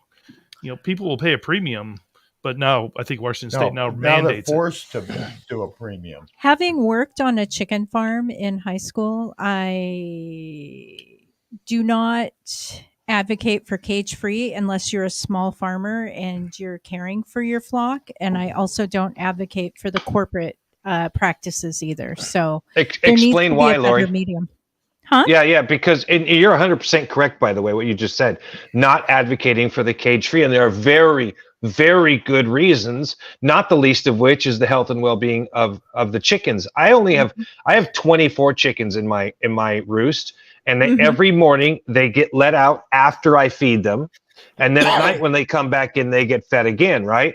My chickens, they either go out into my front yard, they go into my barn, or they go out into the pasture with the horses. And I still, even with my dogs out, every once in a while, I will still lose a chicken to a predator, whether it's a coyote, bobcat, a hawk, more likely hawks and owls, or another neighbor's dog. But it happens. I mean, everybody saw the picture I posted on Facebook about 2 months ago of my one of my hens getting attacked by a hawk.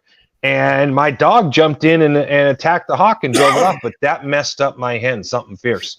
Ripped her to pieces. We had to literally basically staple her back together. Now, thankfully, she's doing really well. But, you're right. So explain your reasoning to that, Lori, because I think this is a legitimate, very valid point people don't think of. And maybe to clarify, what does cage-free mean? Cage-free means that they're not Good question. cages. So they can either be free range, which they would be marked as free range, or they could be cage free but locked like in a big warehouse with no air, no sunlight, So and just cage roaming meaning around. an individual cage, solitary confinement versus Well, in the corporate chicken production, cage means that you have probably about 2 by 2 by 2. Oh, and there's probably about we lost 4 you, Lori. Oh, here. In corporate, you have like a cage that thousands of cages in a big long warehouse where you would have 2 by 2 by 2, and you might have between 4 to 6 birds in a cage. And usually, I didn't work in the cages, so I'm not privy to everything, but different antibiotics, different steroids, different things to boost production of eggs and or boost production of chicken breasts, depending on the type of hen that they were. And then no cages means a big warehouse, unless they say free range. So if they're free range, then they become, the food for predatory animals, and you can't control that in a mass production state. Yeah, mass production. I think about a friend who had their, chicken tractor. They just little enclosure, and the chickens are roaming around. They just move it around the yard. Absolutely, that's a great. Those are great, by the way, Phil. But Those in are a wonderful warehouse chicken situation, tractors. you might have like probably a warehouse that's half a mile long, and you'll have probably about 300,000 birds just roaming in there. And so if you have an aggressive bird or many aggressive birds, they'll just go around and kill the other ones. It's a good question. Phil made me think of this, right? Is putting your birds in a chicken tractor considered cage free? I don't know the answer to that. So it's a marketing ploy. I don't know. Yeah, I don't know either. I don't know. It's a good question. So since we're talking about schools, can I throw the first topic out there? Because Tom, I know you have a couple too. Did you guys hear about the student who got suspended for saying the phrase illegal alien? Did you guys hear about this? Oh, yeah. Crazy. The capture, this article kind of starts off a little bit slanted, so I'll leave that part out. But the latest example of liberalism run amok in America's schools comes courtesy of North Carolina, where a school reportedly suspended a student for daring to use the term illegal alien during a classroom conversation. The 16-year-old was in English class during a vocabulary lesson, and when the word alien was mentioned, asked a clarifying question, like space aliens, he said, or illegal aliens without green cards. This innocent question got him suspended for not 1, 2, but actually for 3 days. We got kids smoking pot in school being told to go back to class, and this kid gets suspended for asking if the word alien and the term could be applied to illegal alien. Our country's upside down. It is upside down. Yeah. Hey, FJB. I'm sorry. Let's go, Brandon. Okay, go ahead.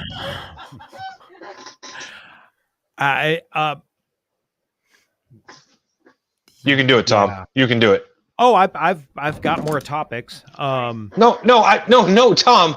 It's okay. We're talking about this one. I meant go ahead, talk about this topic. But I don't have anything else to say. I mean, you covered it all. We're upside down. I mean, yeah. Every day I go and I sit. I have a routine, right? I get up in the morning, I drink my coffee, I sit there and pet my dog, and I kind of go through the news cycle and I dig around. And every day I sit there and dig around. I am not a conservative unless we're talking fiscally. True, you are not. I agree with you. I am not. But you are tipped over to the left, man. You are so way out there in leftist philosophy. It's absolutely insane. How I put up with you is beyond me. I don't know if I'd say I'm tipped left, but thanks, buddy. Tom, you're not. It's okay. Funny. I know you're being funny. Anyway, but where I'm going, every time I sit down and read the news cycle, I feel like a conservative. I feel like a staunch member of the GOP because we're like you said, everything's upside down right now. And as I want to push back, and the only people I have a voice there pushing back are, well, the very small GOP in the state or the very broken GOP in the country. I will tell you, it is stories like this. It's stuff like when we're sitting here talking to Matt, we're talking to Robert. I feel like, if you guys remember the movie with Mel Gibson called Braveheart, where he's talking to Robert the Bruce, right? And he goes, "This country has no sense of itself. Up, down, rich, poor, doesn't matter. People don't know who they are anymore in this country." Now, I attribute that to having an incredibly dishonest media who's not afraid, for the sake of profit, to sell a story as long as it sells. It doesn't matter if it's true, right? That has torn this country apart at the seams, in my opinion. And it has started in the schools, right? You look at the old communist manifestos, and they talk very openly about how you got to start with the education system, right? You have to impact that.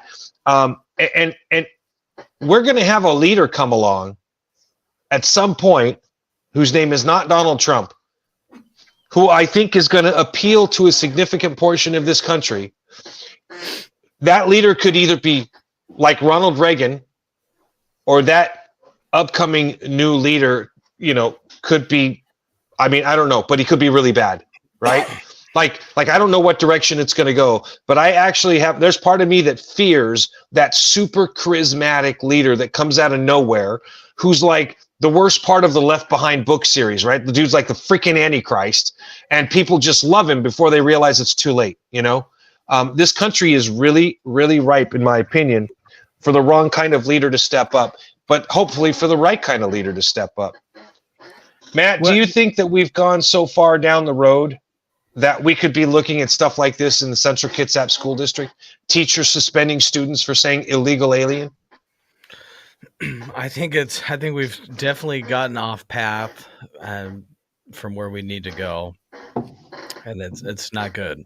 For kids to smoke pot at school, they shouldn't be doing that. And if they do, they when I was in class in school back in the day, if kids would have done that and got caught, you would have been expelled. You would have been thrown out of school. That absolutely. That's what it was. You couldn't bring weapons to school. You couldn't bring drugs. You couldn't bring a cigarette. And things really have just gotten bad, really bad. Absolutely. Robert, what say you? I think the school districts as a whole are getting way too political. We need to get back to teaching and the facts.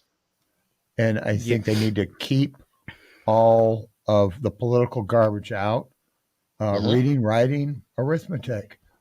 That's what they're there for. That's what their mission's supposed to be. Not all this social justice crap, not all this DEI crap, No, if we're Right, going to have all the rest of that garbage. if we're going to have electives like that, let's bring back some shop, some Yeah. auto shop, Oh, you bet. some Trades. some trades or some home ec. I don't know yeah. how many 20-somethings I know have no idea how to cook themselves a meal. I'm not. Did they did away with auto shop? Auto shop's gone, man. Wood shop's gone. Wow. Home ec's gone. Dude, that's how you got Wow. the first car on the road was through auto shop. Yeah. Wow, that's crazy, man. That blows my mind. That blows my mind. Bring Wow. back target practice. Yeah. Oh, Hey, yeah, I heard that too. Back in my That day, too. I mean, there was a rifle club, and Sure you was. throw your rifle in your gun rack and go shoot after school. And that makes Anyway, makes yeah, me. I think the schools are out of hand, and I think the politics have taken over the schools, and it's not for the betterment of our children. Agreed. All right. So moving on, Tom. Yes, would sir. you like me to do the next story, sir, or would you like to go ahead and hit it? Because I've got a good one next. I'm going to want Matt and Robert's thoughts on. So go ahead. Okay, well, let's. Why don't you go ahead and set it up, because we're going to be going to break here in just a moment, and then we'll carry on from there. Okay, no problem. Okay. Here's what I want to talk about, guys, when we come back from break. I'd like to know everybody's thoughts and opinions on Congress finally electing to fund and send additional monies to Israel, Ukraine, and our friends that are a Chinese speed bump in Taiwan. Again, this is a big deal. I think it's an issue that has separated the Republican Party consistently over the last few months, right? A lot of Republicans are of the mindset, no more blank check for Ukraine. And admittedly, there's a lot of people, I think, like myself. I firmly believe that we should do whatever we can to keep Russia bottled up. And if that means in Ukraine and they're fighting the war, then so much better. Because and we'll get to that. We'll get to that. I'll explain all of that after we get back from our break. I just think it was interesting seeing Congress work together to some degree of a bipartisan nature to create a situation where they were able to get this bill passed and get this funding passed. So we'll talk about that after our break here. This is the Outlaw Radio Network. .com.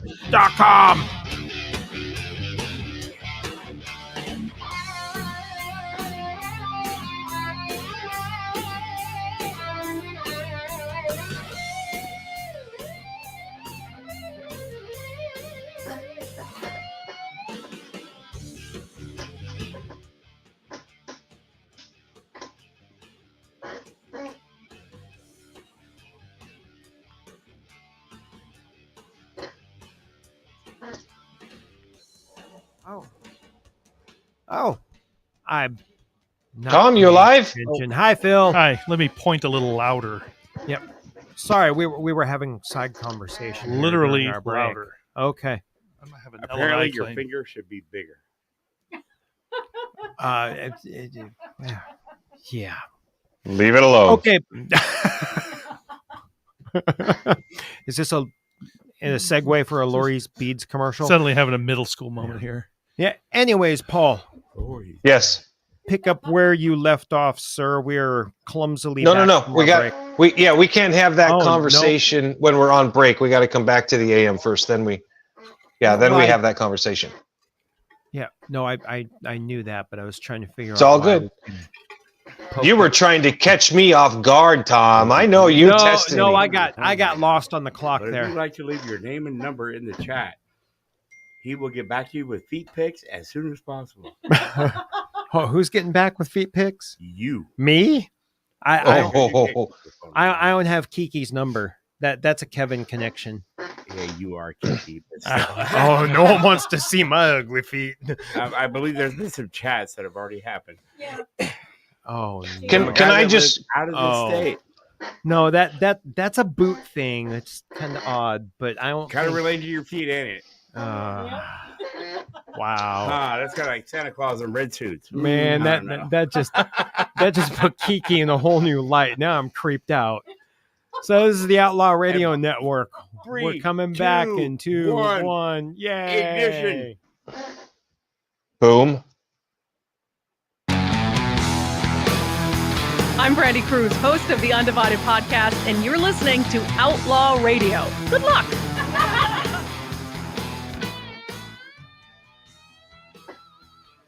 Okay, Paul, I'm no longer lost on the clock. We're back. Thank God. Whew. Yeah. You all right, Tom? You cool? I feel good. Need a glass of ice water? All right. I'm just checking.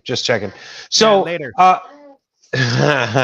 So listen, Speaker of the House looks like he has been able to avoid, at least momentarily, some crazy Republican chatter that they're going to want to have him removed from his seat. And listen, in my opinion, I think nothing makes the Republicans look worse. I'm sorry, makes Marjorie Taylor Greene look worse. Listen, the art of governing, in my opinion, on the national or the federal stage is being able to at times reach across the aisle and make things happen, right? Because you've always got to be able to do the things that are necessary. I'm hearing something. Is there a microphone on somewhere? I'm hearing a lot. I can't hear my... Hey, Phil, turn off your like, mic, will you, buddy? There we go. So anyway, point being, they finally got it together enough. They passed these funding bills for Ukraine, the funding bill for Israel, and the funding bill for Taiwan. I am all for it, and I do understand that some people will disagree with me on that, and that is, I do not take that personal. I understand the other side of that equation as well. Here's my response to my Republican friends who did not want to fund Ukraine. And that was to the tune of the whole package was like $100 billion, right? Something like that, yeah. The three, yeah. Okay. Then we read the same article. I just wanted to make sure I'm keeping up. Yep. Here's my point to my Republican friends who were upset and bothered by this, who think, no way, we shouldn't be giving Ukraine a blank check, etc. First of all, I don't in any way, shape, or form believe that it's a blank check. Having said that, even if it was, I wouldn't care. Listen, people, understand how the Fed works, understand how our banks work, and know this. If we want, as Republicans, if we wanted to be worried about money that government was spending, we should have started with Donald Trump, because that dude spent us into oblivion. Like, we can't use that argument anymore after supporting Trump, is my opinion. And it is far better to see Ukraine fighting Russia in Ukraine than see the rest of our European allies fighting Russia, because if that ends up being the case, Article 5 becomes invoked and we're at war with Russia. So if we keep the war bottled up, and listen, anybody who says to you, Putin will only take Ukraine and that'll be the end of it, you're not paying any attention, because Putin and his cronies have been very clear that they do not just want Ukraine. They literally want to rebuild the former Soviet empire, because according to Vladimir Putin, that was one of the greatest low points in world history. It was a tragedy, according to them. And he thinks that in order to return stability to the world, the Soviet Union needs to exist again. I shouldn't have to parse out how scary that is for people. So again, I am totally fine with it. God bless him. Thank you for passing that funding bill. Major props to the speaker for getting it done. Okay, that's my take on it. Now let's hear from you folks. Well, anyone got an opinion? Bueller? Oh, Lori's got an opinion. I can't see Lori, so I'm glad that you brought it up, Tom. Of course I have an opinion. I think my biggest opinion would be that everybody on the GOP, and again, as a reminder, I'm an independent, so I'm watching this from the outside in. And the thing that really just is so apparent to everybody is how much infighting there is.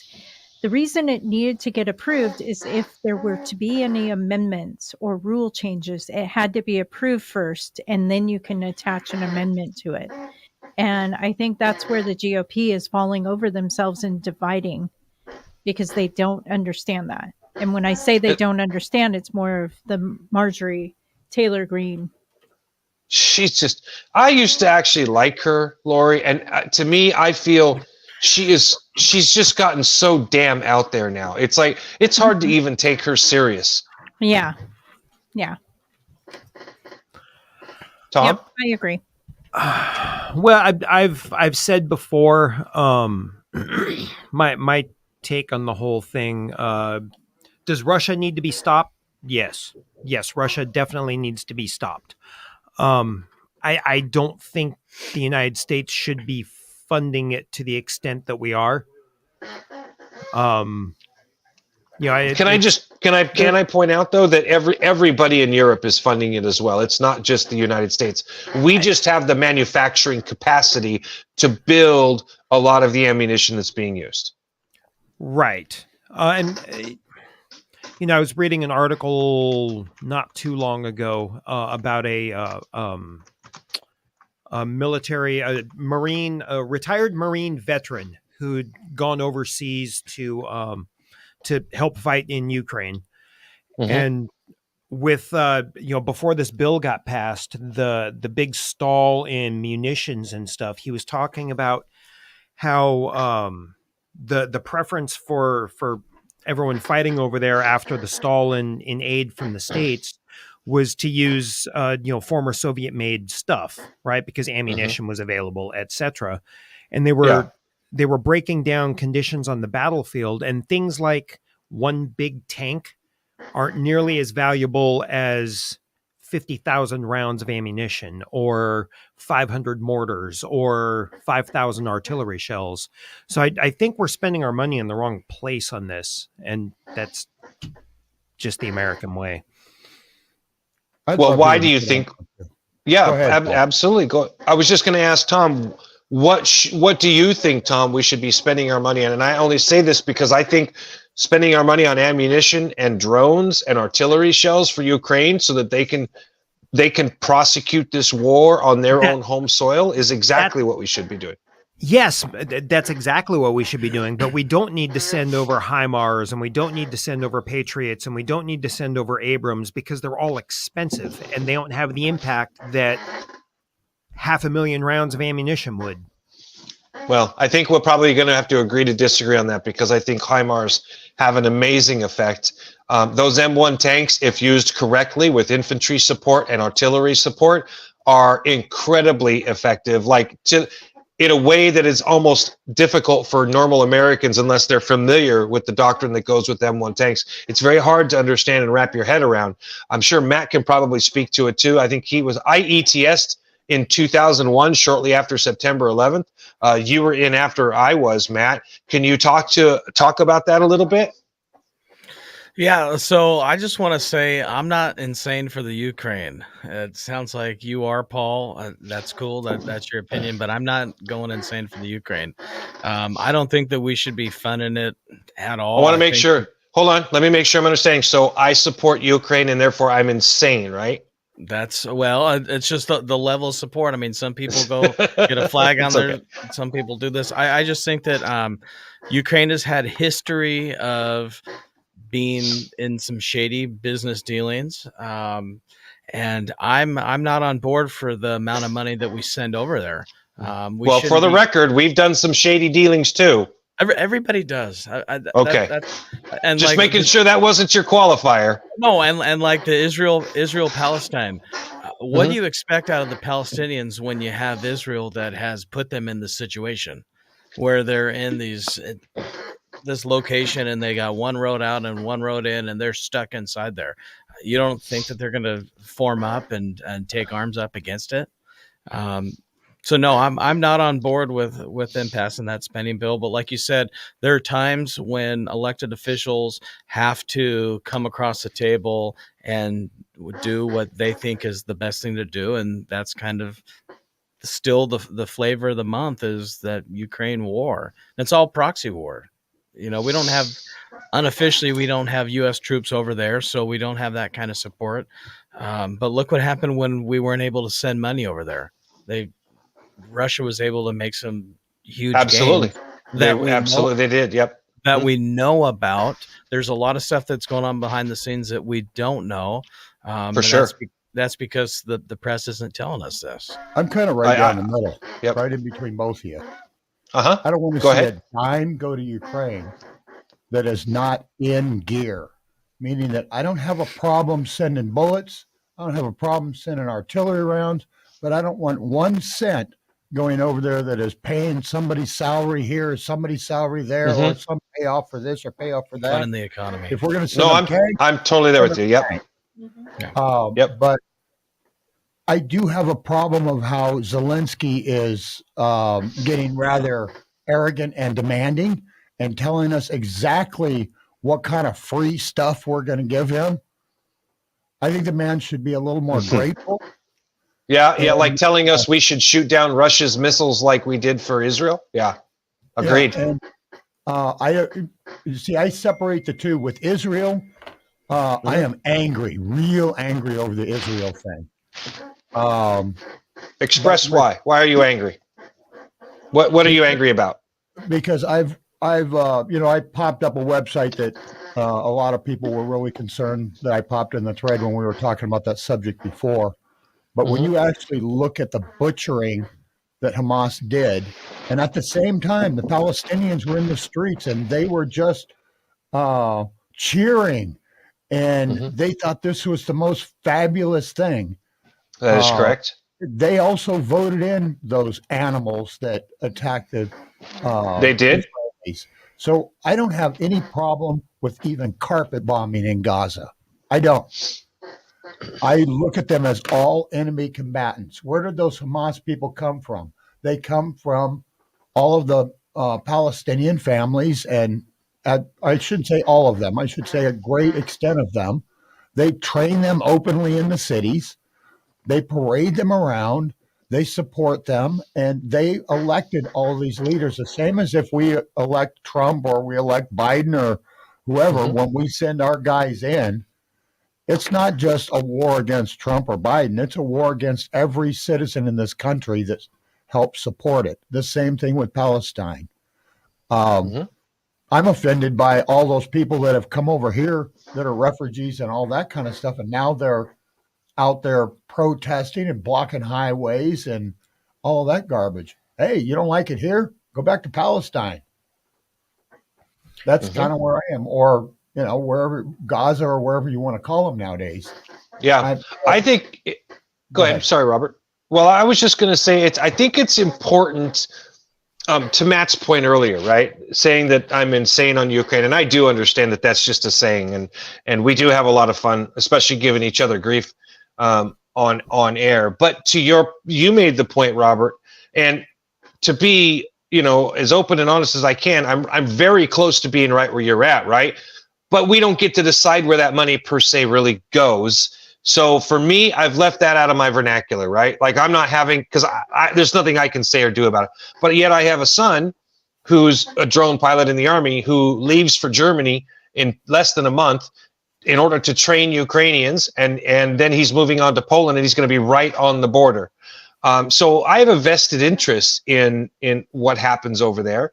And I as a 10-year vet myself, now having a son that's active duty, I paid a lot of attention to it. And like you said, Robert, we got no business paying salaries. They got their own issues they need to take care of. So I hear the music playing, so we're going to go to break. Tom, you want to take us out? Sure. I'm waiting for a countdown from the Bob, but I guess this is just the Outlaw Radio Network, and we'll be back after this.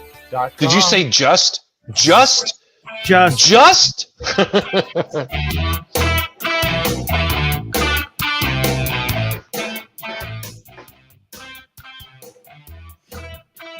Yeah, no, I saw you, Bob. I promise I saw you. Hey, we're on the Facebook side now. So anyone on the video, we all saw you, Bob, too. So what? It was when you came up for air that it looked a little awkward. You wise ass.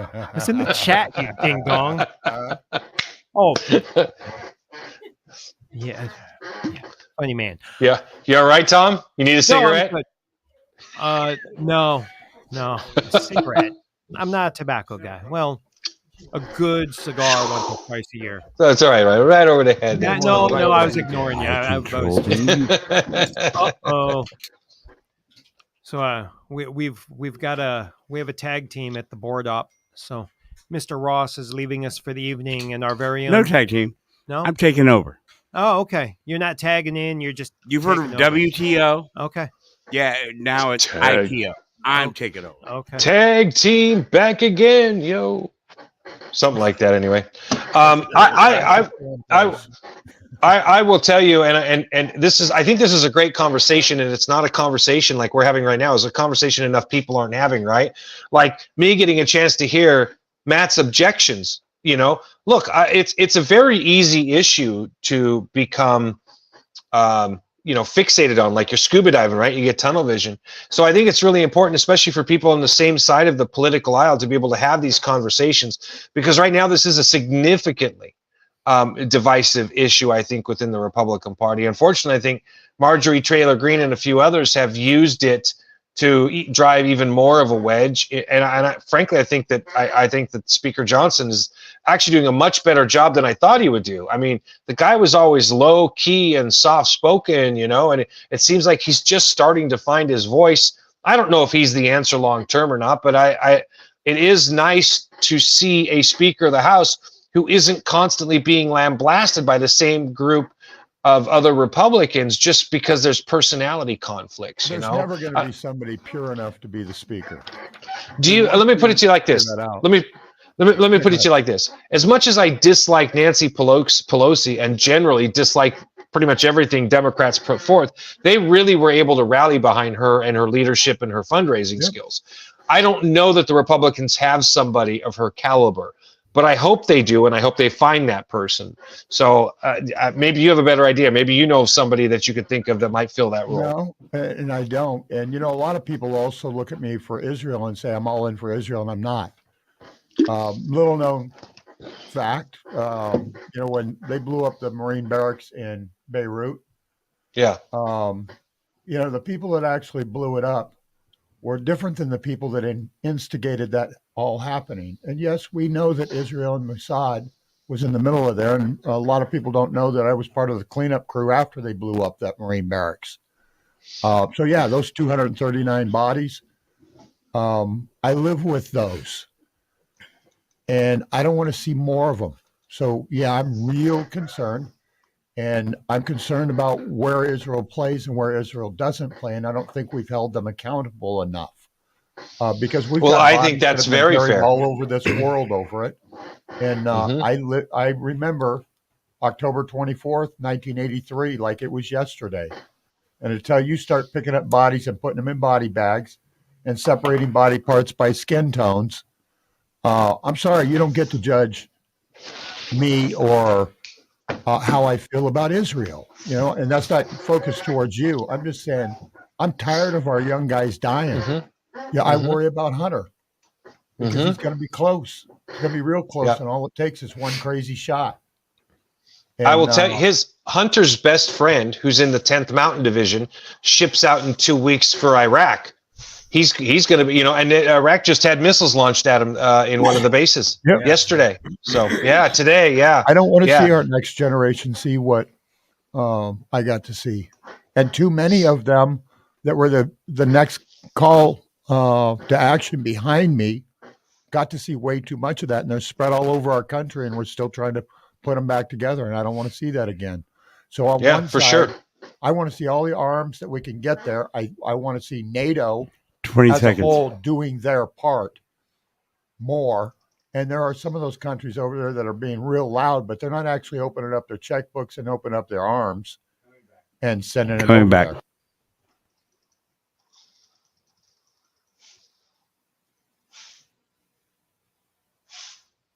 The older people, I know you're getting a little edgy right now, but you better future of America. This is the Outlaw Radio Network. Outlaw Radio Network. Good evening, my fellow citizens. It's kind of stony, huh? It's a real thing. A radio signal from another world. Check this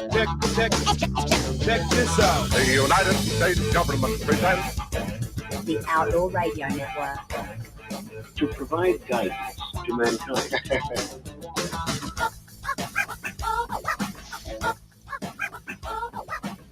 Hey, we're back. Are we back now?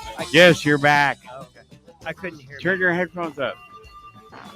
Well, I had to turn them down from this chair. I don't know how Kevin can hear like day to day.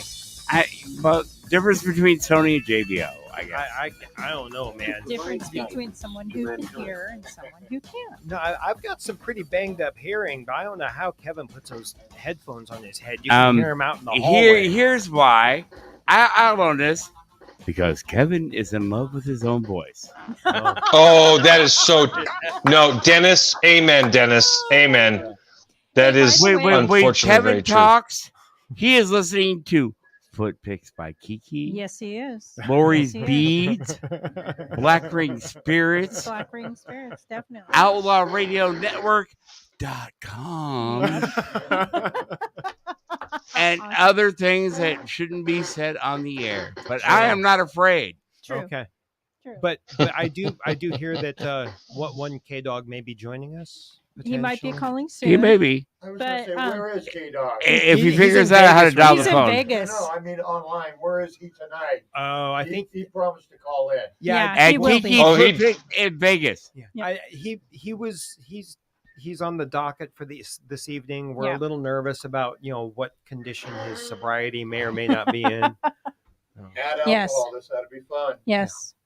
And I just wanted to call out really quick. If you look at the banner, we have our Join Team Outlaw Cancer at Relay for Life, June 8th, 2024. So Saturday, June 8th, Mount Tahoma High School. And this is near and dear to Kevin's heart. We're actually raising funds for pediatric cancer, which one of his sons had, battled, and won Yep. as a small child. Yep. That son is what? And we 30 have now? some Yeah. cancer survivors that will be part of the team. Yes. Team Outlaw has some cancer survivors, Yes. and they'll be And not to mention the millions And millions. of supporters that Yes. are that are supporting us online Mhm. have made us the largest fundraiser in the Pacific Northwest. Yes. And Yes. For relay. That's right. I have a few people to reach out to for Yeah. our big date on the 8th. Yeah, I got some people to collect from. in addition, Listen, to the best as long as- podcast on the peninsula. Yeah. As long as Tom keeps the liquor flowing, I'll keep walking all day. Oh. Those are like counterproductive to each other. You know, one of the greatest, What do you mean those are counterproductive? That's fights how we for get started. cancer, things are right. Oh, I know exactly how they are. I mean, it'll remind me of Yesterday. Yeah, golf tournament I played in once. At Once. He's like, once. 420.com. Yep. No, every even hole you hit a bong, and every odd hole you shotgun a beer. Newsflash: Kevin's posting that he's drunk. We might not get a call. Well, he was supposed to call at 8 o'clock, what? so Wait. We want Kevin on air if he's drunk. Yeah. No, this could be funny. like I said, he was supposed to call at 8 o'clock. I didn't figure we were going to hear from him because The most tech savvy guy on the show dropped from here to here as soon as he got to Vegas. Wait a minute. I thought you were the most tech savvy. I admit nothing. If you admit to that stuff, then you have expectations. Oh yeah, okay. And That's fair enough. Expectations lead to like, oh gee, I let you down. Plausible deniability, right? Yes, I can't let you down if I say, look, I was stoned when I started, I was stoned when I left. Well, we expect that. Well, it's kind of like owning a pickup truck, So if you say that you own a Are pickup you truck, then your redneck friends enough? ask you to help you to move. And Oh, dude, you don't know how many times they asked me to move. for right, them. right. That's why you know what a best friend having is, a right? pickup truck. Yeah. You guys do know what a best friend is, right? A best friend? Yes. Yeah. Someone who's willing to give you a ride to the airport. Oh, yeah. Well, that's true too. Yeah. Yeah. No. An ex-best friend? Someone that took you last week. Oh. Yeah. No. When there's more than one or two a month, that's no, it's too much. Which is K-Dog going to Vegas. Oh well. Yeah, he does that like once a quarter. I'm just trying to get him to call.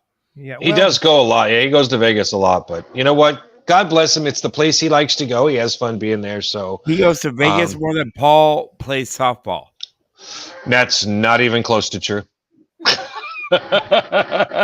Yes, it is. And Paul, I'm trying to help you out. Stop. I know you are. I know you are, and I appreciate it. But how am I going to say that when my season starts next week? So I'm just. I'm trying to give you a jump start, dude. I Come on. appreciate it. Ankles left at this point, Paul. Holy crap! I do, man. I play on a men's team and a co-ed team, and I'm still on the mound. I'm still pitching at 52.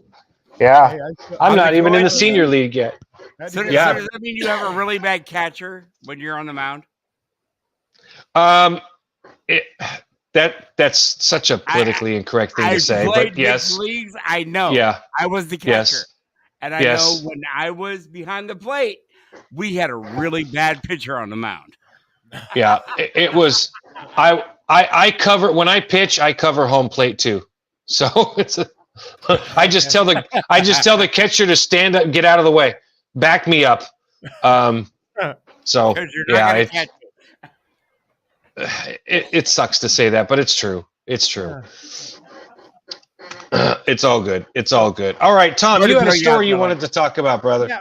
Well, so earlier, Lori and I kind of planned a wee little bit, and Yes. we thought there could be some interesting conversation about the 3 newest initiatives that have been, the new goal for Washington State, push back on some natural gas ban and some sanctuary city policy, and oh boy, what was the last one?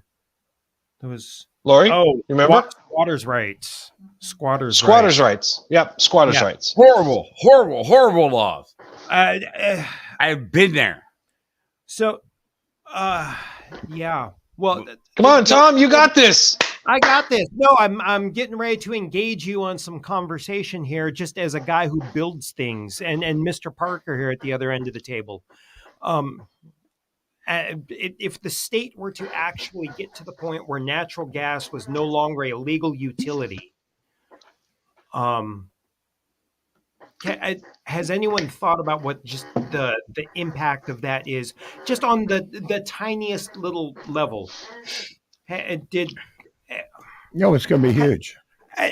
How can anyone not see that? I think the Democrats are not physically capable. I don't think they seriously get it. Yeah. The logic, the whole idea is just. Well, that whole gas bill thing was put up by PSC, right? Oh, now I understand their interest in it. There's a little fun thing that you probably don't know about. Who owns PSC? As far as I know, stockholders. Canada. Oh, really? Who can't donate into elections? Foreign. Okay, yeah, foreign, yeah.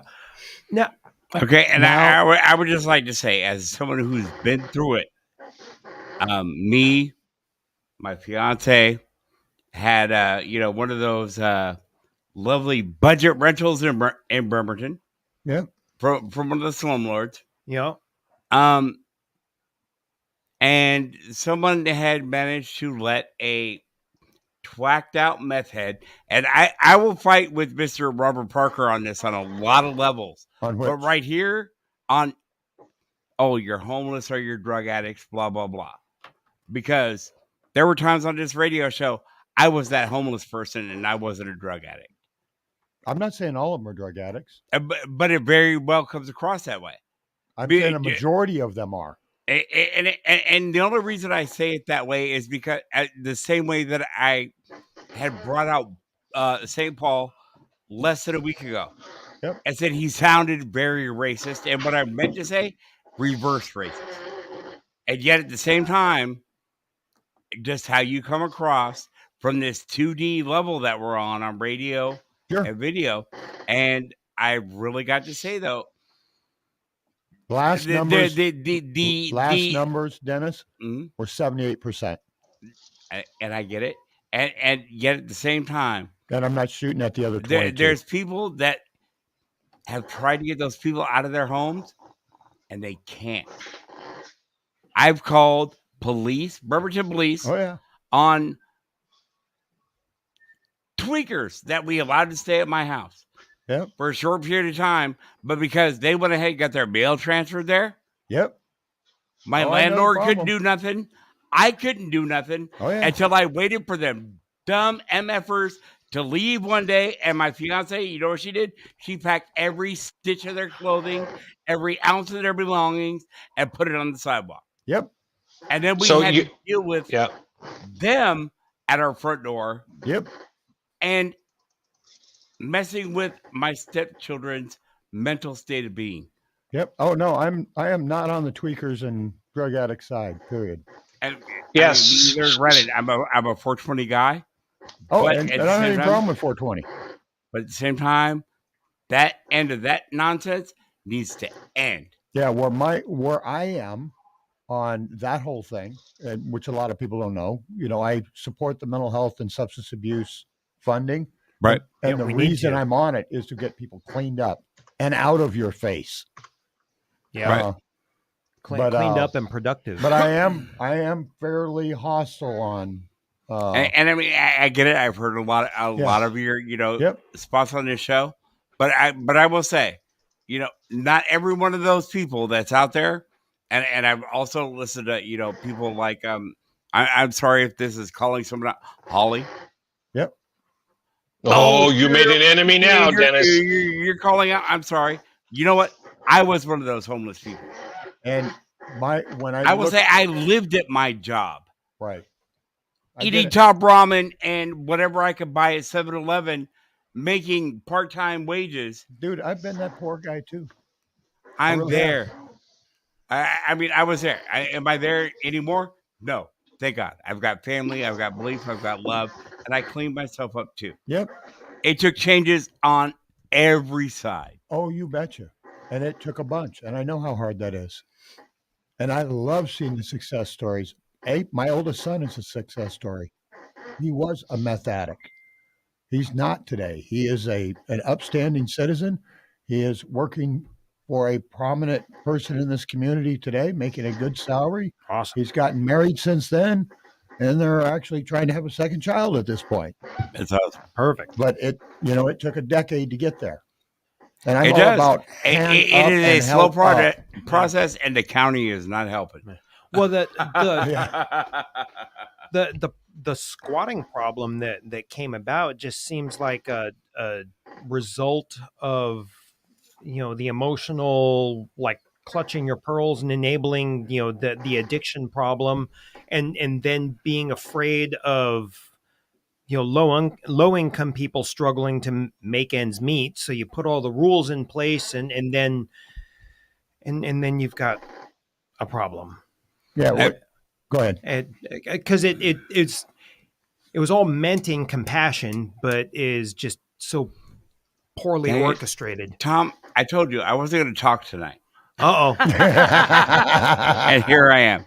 But I really want to say, for those of you, I'm a big cannabis advocate. But I spent 420 yesterday while looking for, the thing to do. That was yesterday, wasn't it? Yes, it was. You had fun. All day. No, not all day. I went to, the cheapest place to get gas in Tacoma. And saw the homeless problem. Oh, yeah. And the drug problem. Yeah.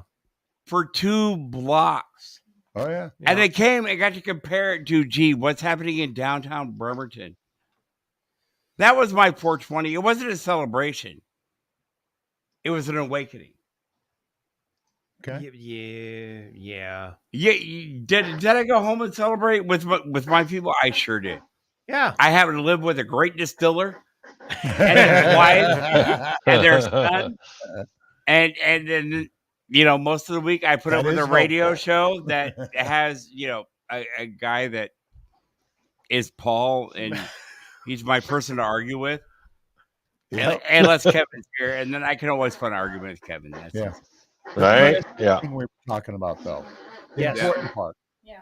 That is. Okay, so PSE, a lot of people don't know that they are Canadian owned. I had no idea they were Canadian owned. And there's another company called Asta or something like that that does the Spokane area and all that. Okay. Also foreign owned. Who can't donate to candidates and elections? Right, foreign entities. Now, if you go over to the PDC, you're going to see the millions of dollars that have been spent by PSE. Okay. Right now, Glenn Morgan is working on it.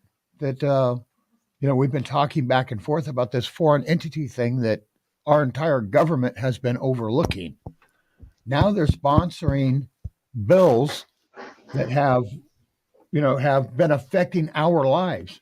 How do you feel about a Canadian company dictating the terms to you? And buying your elections, basically. Yeah, Canada's we got to research this stuff because that's oof. This is buddy. It's good. Yeah, Canada's a great example of a very, very confused country. I mean, And if there's PSE, you're going to find they have donated all over the place. Oh, yeah. And to both sides, probably 25% Republican, 75% Democrat, Democrat. because the Democrats are in charge. So, Right.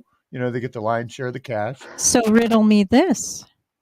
Is Canada getting involved through PSE because of the pipeline that got stopped? Ooh, that's a good question. And I'm not Dun, sure. dun, dun. Yeah. But it's going to be interesting to see how this whole thing plays out. This Reynolds rap because- moment brought to you by As the soon as- CEO. Exactly. That's As soon funny. as that thing hits and hits Mhm. hard, they're either going to have to change the law Mm-hmm. or they're going to have to start clawing back a bunch of cash Right. and a ton of it. Yeah. Campaigns present, campaigns past, because they've been Canadian owned for a number of years. So then, okay, from a practical point of view, how much does it cost to like retrofit a house? A house that is It's primarily natural It gas. starts at 10 grand, goes up to 40 grand. This is not a pump. But it's going to be extremely expensive. Right. But to me, if they are rigging the game Mm-hmm. and they're foreign owned, I want them out of here. Yeah. Period. Yeah. Why does Canada own our utilities? No, that's a good like, freaking why question. does China own all of our farmland, or a good chunks of it? I should say all of it. Good chunks of it. So there's a guy who used to be really involved in PSE, and then he moved over to the Mariners, and I'll leave it at that. Yeah. Because I know more than I can say. Yeah, I hear you. Was that Oceangate?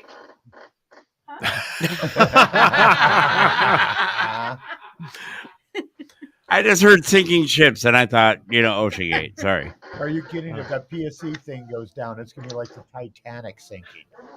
Yes. It was American. They were on their way there. Watch who owns what. No, I know that, but I mean, as far as taking down PSE, I mean, it's the stock. Well, it's well, owned by you won't stockholders. take down PSE, but you're going to take down their buying elections. Yeah, their infrastructure or funneling.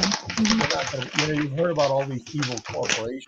Well, Yep. there's one that is evil. Mm-hmm. Well, that just makes that whole conversation totally different. Mm-hmm. Yeah. That bill was put up to the Democrats by PSE. Right. Mm-hmm. And it's to manipulate the whole playing field for the gas. Right. Yeah. Well, and it makes sense. I mean, they stand to make so much money off of it. Oh, I yeah, mean, it's it a makes cash sense cow why for they them. would advocate for it. And wasn't it? I can't remember what year, but wasn't it PSE who levied Washington State Legislature so they could buy Captain natural gas? Yep. Yeah. And now they want to shut it down because Canada wants to be a part. Oh, yeah.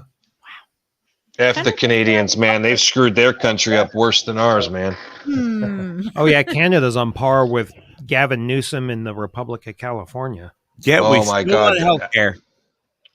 Yeah. My wife was up there for 3 days last week up in Edmonton, and it snowed. And she was talking to other folks up at their corporate headquarters, and they asked her how her drive into town was. She said, "Well, can I be honest?" Like, "Oh, of course." She's like, "You're the worst drivers in the world."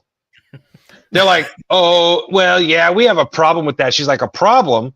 She was like, "You guys tailgate everybody everywhere all the time." She's like, "Nobody in Canada seems to know what a safe following distance is, right?" And the other lady was like, Well, there's certain ways that we talk about this. My wife's response was, "You don't have the First Amendment here, and you put people in jail for not using he, him."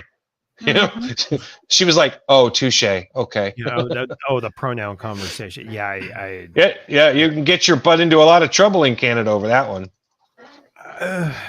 Yep. No guns. Yeah, no guns and compulsory speech. I don't understand that. That one makes my brain hurt.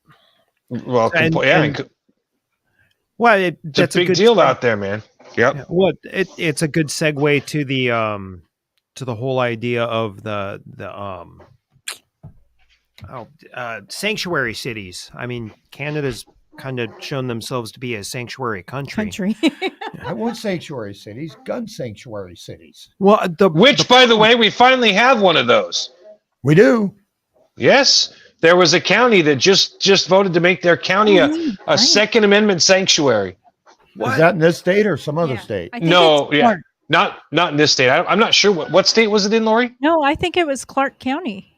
A desert in Nevada? No, it wasn't. It wasn't in Washington State, but no, I thought it was in Washington State, Southwest Washington. I don't believe so. I listen. I could always be wrong, so you could be correct. But I think it was somewhere down south, and they were basically even talking about that their own county was going to have a militia that was set up, and their job was to respond to anything that became anti-Second Amendment, all kinds of stuff. Man, I was like, ooh, that's some good stuff. That's some good talking points right there, man. It looked pretty good. Yeah, for sure. I'll look it up. Give me a second here. I'll look it up and see if I can find it. We can do it during our break because it sounds like we're going to jump around here for a few moments. Jump around. Jump. Oh, Dennis is doing his Dennis thing. It's the Outlaw Radio Network.com.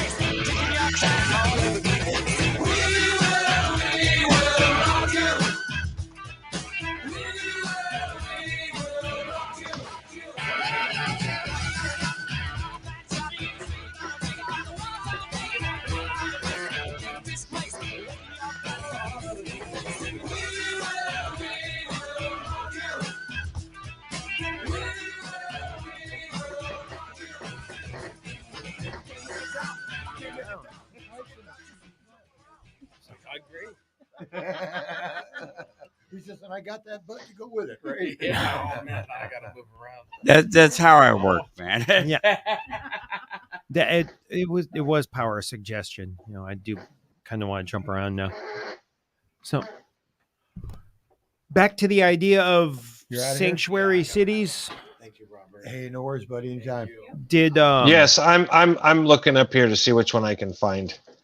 For that Clark County Second Amendment sanctuary.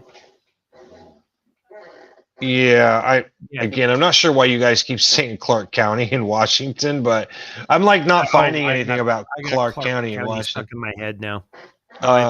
It doesn't matter because it's not a good sanctuary thing, if you want my opinion. The pushback. I mean, we've seen that here in Kitsap. There was a house here. I want to say it was here in South Kitsap that belonged to one of the cartels that's been up from Mexico, moving fentanyl and stuff in. Well, federal investigation couldn't step in and check on it because of Washington State sanctuary policies. Correct. And so, yeah, we had ourselves a nice little fentanyl den, and I want to say, good Lord. 26 people arrested or something. I mean, it wasn't small.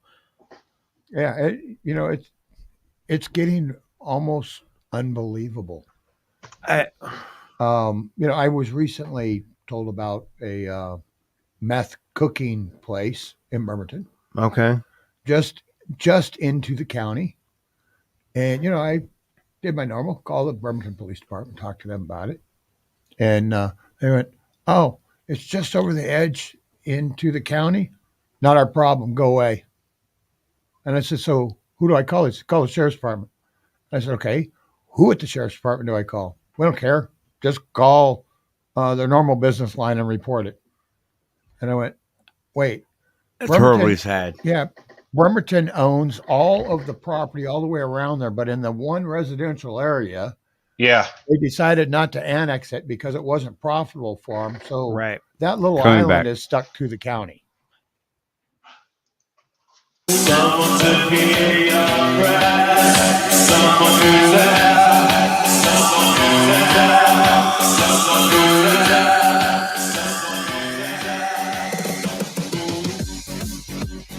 there. You're listening to the Outlaw Radio Network. Work.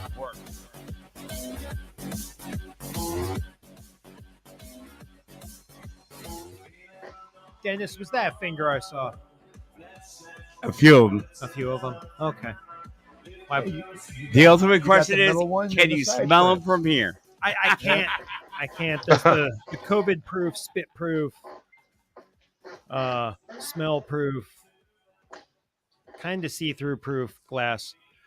But we also have fingerprints on here that go back as far as the 2000s, early 2000s. Oh, so it'd be a travesty to clean the glass.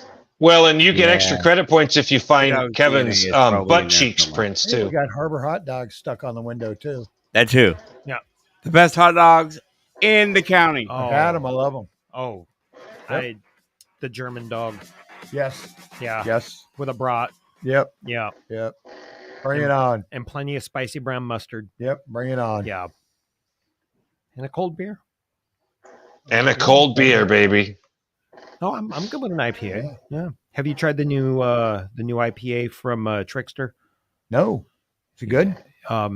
Black Raven, not Trickster. Trickster is one of their IPAs. Yes, Right. Trickster is my favorite from Black Raven. Ooh. If you haven't tried that, Where are you getting it at? God, I think Grocery Outlet has it. I mean, yeah, Bargain Market. It's in the craft I'm all brew for trying sections. a new beer. Yeah. Oh, try some Black Raven. You know what I mean? Trickster. You know what I'm really down with? Beer that tastes like beer. I'm heavier beers. Yeah. Bud Light. Tequila, Okay. and Long Island iced teas. Okay. That's Ooh. me. But I don't like the Long Islands that they make them out of the mix. I want No, the four it's lights. got to be done right. Yeah, It was you whiskey got to do sour, it fresh. tropical Coke. Yep. House made sweet and sour, and yeah. And you can't have that nonsense sweet and sour that they give you in well It's drinks. funny. I ruined Dennis. He ruined me bad. I ruined Dennis bad. So Well rum is now no unless I'm desperate. Yeah, no, Dennis won't drink well rum anymore. He's figured out. Once that- you develop that palate, right? Once that palate gets Yeah, going. I would be afraid to introduce Dennis to good tequila because you can really get hurt in the financial wallet once you acquire a taste for good tequila. Oh yeah, you can get hurt for good scotch too. Oh, same thing. Yeah. Oh, It's the same kind of category. Uh-huh. When you start playing into the higher end ones. Yeah, or good bourbon, which is where I really like. to I've play. been to the $400 a bottle market. Yeah. And not that I can afford it, but you know what? I drank it out of a styrofoam cup. And We're at a bonfire. I cherish Can't that take you cup. anywhere. I cherish that cup like it had my own child's and grandchildren's blood in it. I'm like, no, don't spill it. Don't touch me. Don't come near me. Yep. A little, a little known thing that I help campaigns. Right. But, I do have a fee. Okay, good tequila. Win, lose, or draw. Yeah. It costs you a good bottle of tequila. Good tequila. Nothing Do wrong you with know that. who has tendered the very best bottle of tequila that I've ever received for a campaign help? Travis Couture. I was gonna say either Jesse or Travis was gonna be my Travis guess. turned over an amazing bottle the Yeah. night after election. We all went to dinner, and he goes, "Boom, payment in full. Here you go." Nice $350 bottle of Okay. tequila that was just fabulous. He said, "That's not from my campaign funds. That came from my personal wallet." What was it? A new one? It was. Yeah. Okay. And I'm trying to remember what it was called, and I can't get it off the top of my head right now, or I'd tell you. But That's okay. what an incredible bottle of tequila. Yeah. Oh, I love exploring new whiskeys. Oh yeah. Yeah. Once you get the addiction, it's just there. Yep. I don't drink a lot of tequila, so it doesn't No, matter if it's just for a good taste. Yeah, it doesn't matter if it's expensive. Yeah. Because I'm not drinking 10 bottles of it a year. Right. I'm drinking Yeah. bottles a year. Right. Yep. And I No. just prefer that I'll take the top of the top shelf. Yep. No, that's a good place to hang out. We did all the stupid drinking in your Ladies and 20s. gentlemen, now added to the show, K-Dog! We've got a Kevin down in the foreign country of Vegas. Speaking What's up, peeps? He's like glorious and stuff. Dang, you look so much smaller on camera. I know it. The camera takes away 90 pounds. How's the show, folks? How was the interview, and how's things going? They're going wonderful, man. Why don't you just Lots stay of down in fun. Vegas? Lots Tom of is doing fun. Great. What was that, Robert? I said you can just stay down in Vegas. Tom is doing great. Yeah. Oh, I don't know. Yeah, I don't ever need to come back. You guys can just run the show from now on. Paul can do the show from his living room, and I can just chime in for 5 minutes from Vegas every week. That'd be perfect. You having a good time? Oh, I'm having a ball. I saw your zipline video. Yeah, the zipline video was pretty awesome. Yeah, I saw that. Looked fun. Did you see that, Paul? Did you see it, Paul? Yeah. Yeah. Would you ever do it, Paul? Yeah. No, really? That looked like so No, much fun. listen, let me be, I think, to be honest with you, I think I'd have to probably be enjoying myself in Vegas for the better part of at least that day and have gotten, definitely a few Long Island iced teas under my belt. Then I could probably do it. In other words, Paul needs a yard of beer, a Long Island iced tea, and Kevin's peer pressure. That's about it, Dennis. Yeah, that's about it, man. Well, I will tell you the one thing that my friends that have come to Vegas with me on this trip have all learned is that I'm full of peer pressure all the time. So I'm trying to push everybody into doing stuff they don't want to do. So And Kevin ain't never scared. hey, you guys want to see what I'm about to do when I get off the line with you yahoos? Yep. Dude, is it What's her name? Camera? I got a beautiful little hot tub right here with my name on it. We're gonna go chill out in the hot tub. Night. I was going to say, Kevin, where's the Another dog? another womanless night for K-Dog in Vegas, man. It wouldn't be I was Vegas if gonna I say, wasn't. and the lady is where? I'm the third wheel of the group. Everybody in the group is there with their significant other, but me. So Oh my God, that's all right. Fix that dude. But I'll see y'all But on Wednesday. There's a lot to do by yourself there, though, right? So when I was with friends the whole week, there were 9 of us down here total. So And we you had couldn't find an other out of a group of 9? Oh, well, no, wait a minute, it's odd number. 4 couples, Robert. I know that that's math is not your strong point as a Phoebe, but yeah, there's 4 couples and me. Sorry, I had So- a different that second. Where they can't use math. In a Biden moment. And that's It was- you want to see this? Hold on. Today's being hosted by a libertarian. So this is Luke. Everybody say hi to Luke. Luke would never come on this show in general because he has standards, and this show is way below where they're supposed to be.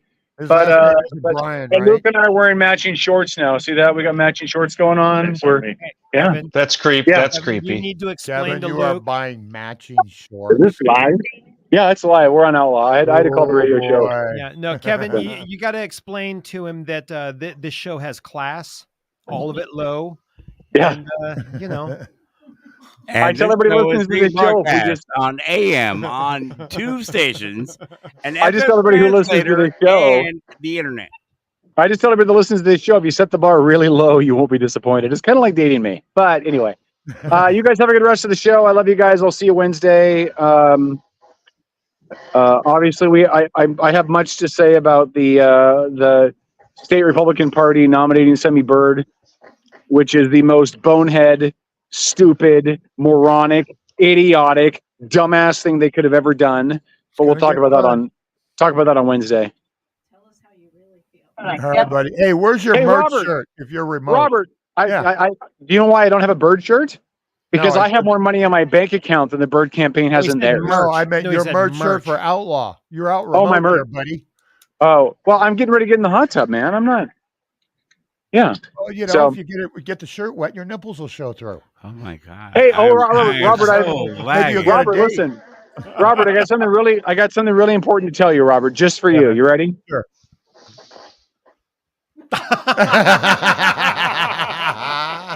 Well done. Touche.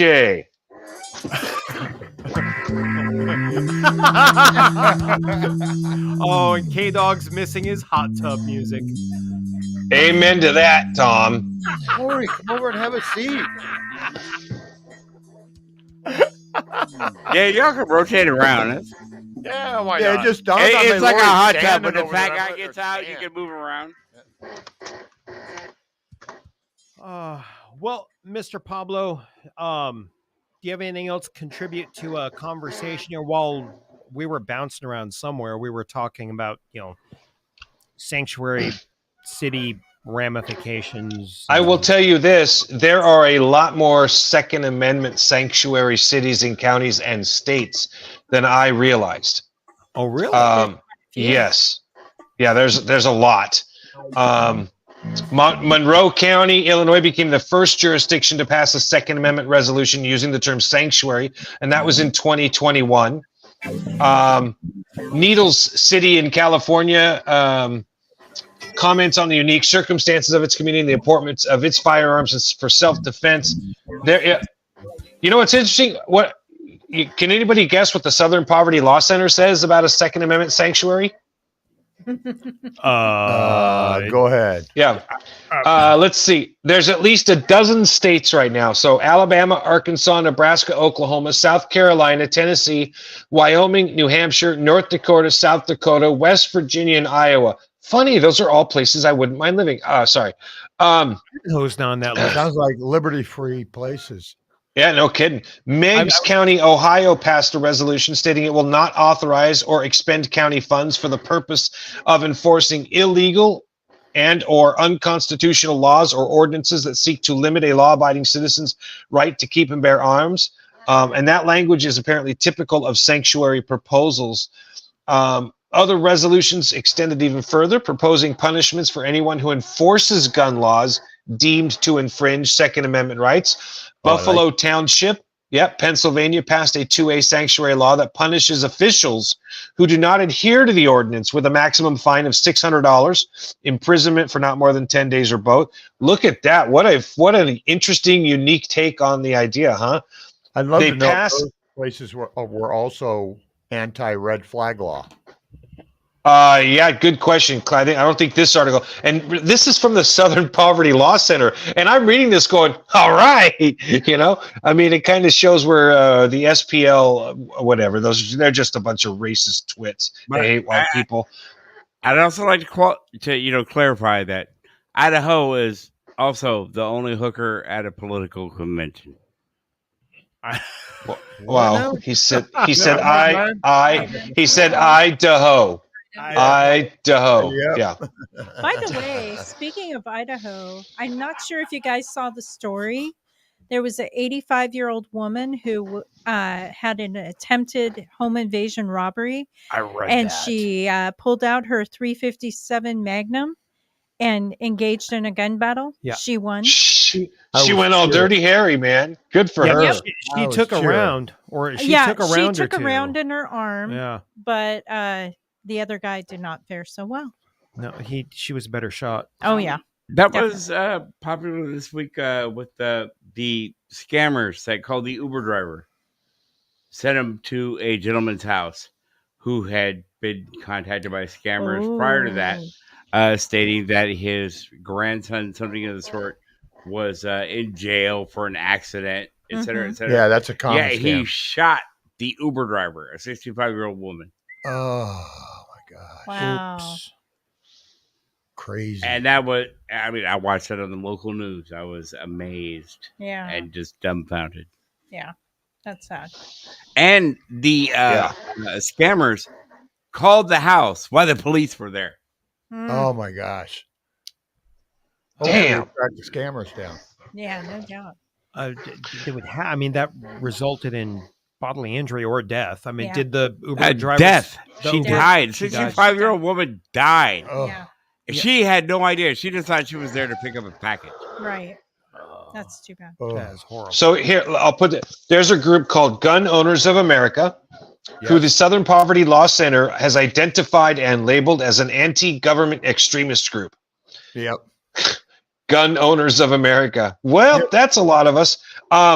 The anti-government extremist group, they campaign and convince local authorities and municipalities to pass Second Amendment friendly legislation. As of 2021, guess how many municipalities have passed Second Amendment sanctuary resolutions? This blows my mind. 2021. Wait, Yeah.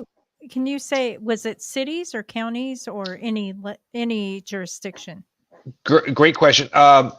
Let's see. Andy, it just says localities to pass this type of legislation. I'm going to guess so 100, at least. Yeah, at least 100.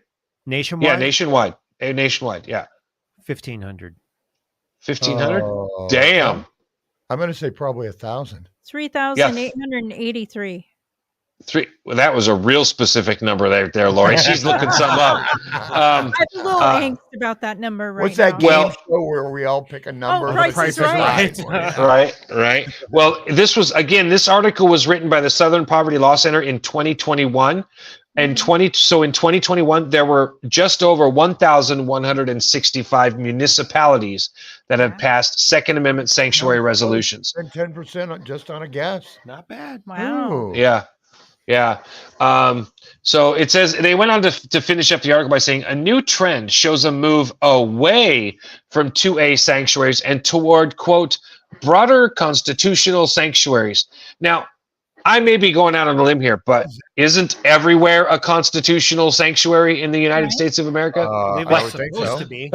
Yeah, you would like to think so. It should be. What's their definition of that? Yeah. I don't, dude.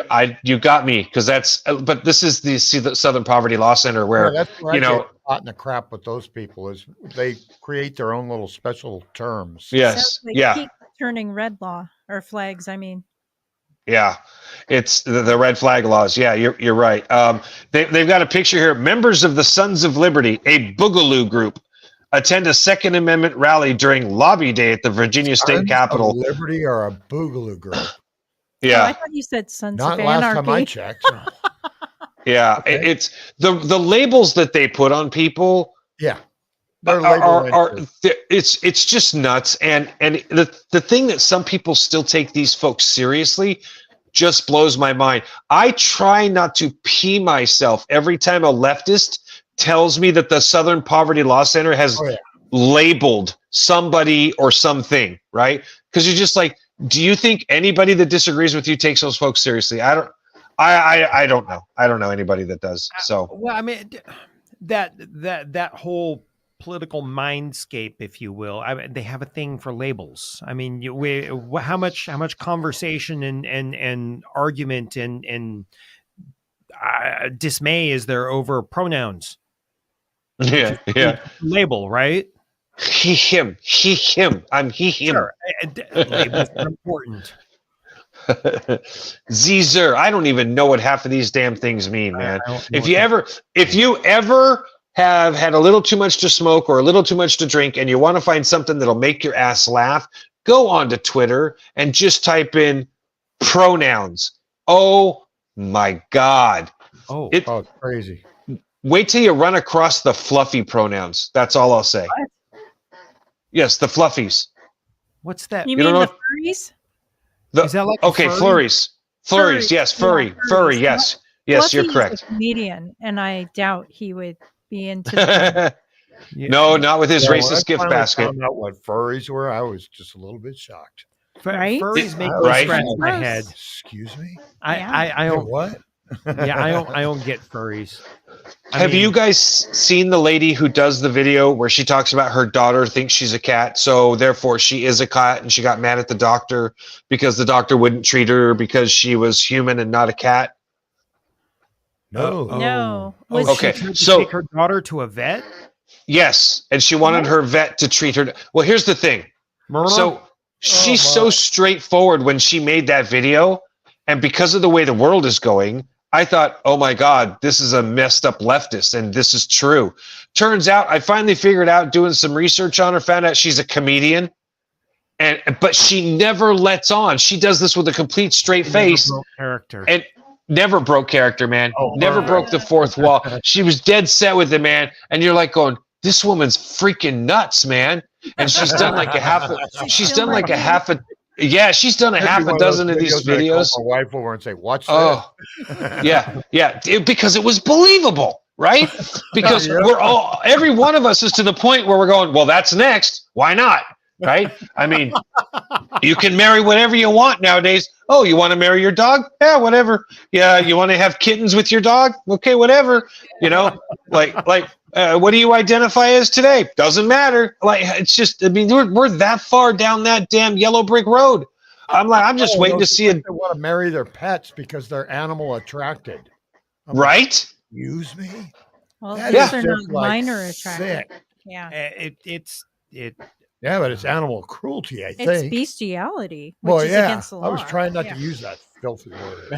I'm It's ugly. I think Yeah. people should hear that word so Oh. they start to know this is wrong. I mean, come on. Right. Isn't that protected under Posado's law where you can't marry your pet? I would think it would be I protected. believe there's plenty of moral and ethical obligation or objections, Well, not that's like obligations. But all yet, at the sexually- same time, sexual nowadays, predators. a man can compete in women's sports as long as he calls himself a woman. Hey, you could go down to the Purdy prison as a dude and have a whole harem. There you As go. long as you wear a dress. Yep. Oh, you're going to give people ideas, Robert. Yeah. Oh no, it's Totally already giving people ideas, man.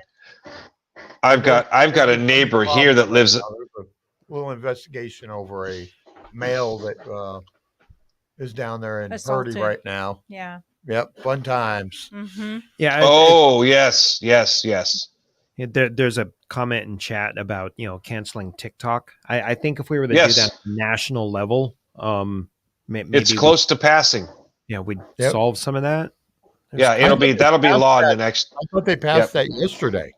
Well, I guess now I don't understand the entire sit rep, but what I do understand that it's been enough stuff has been passed about it.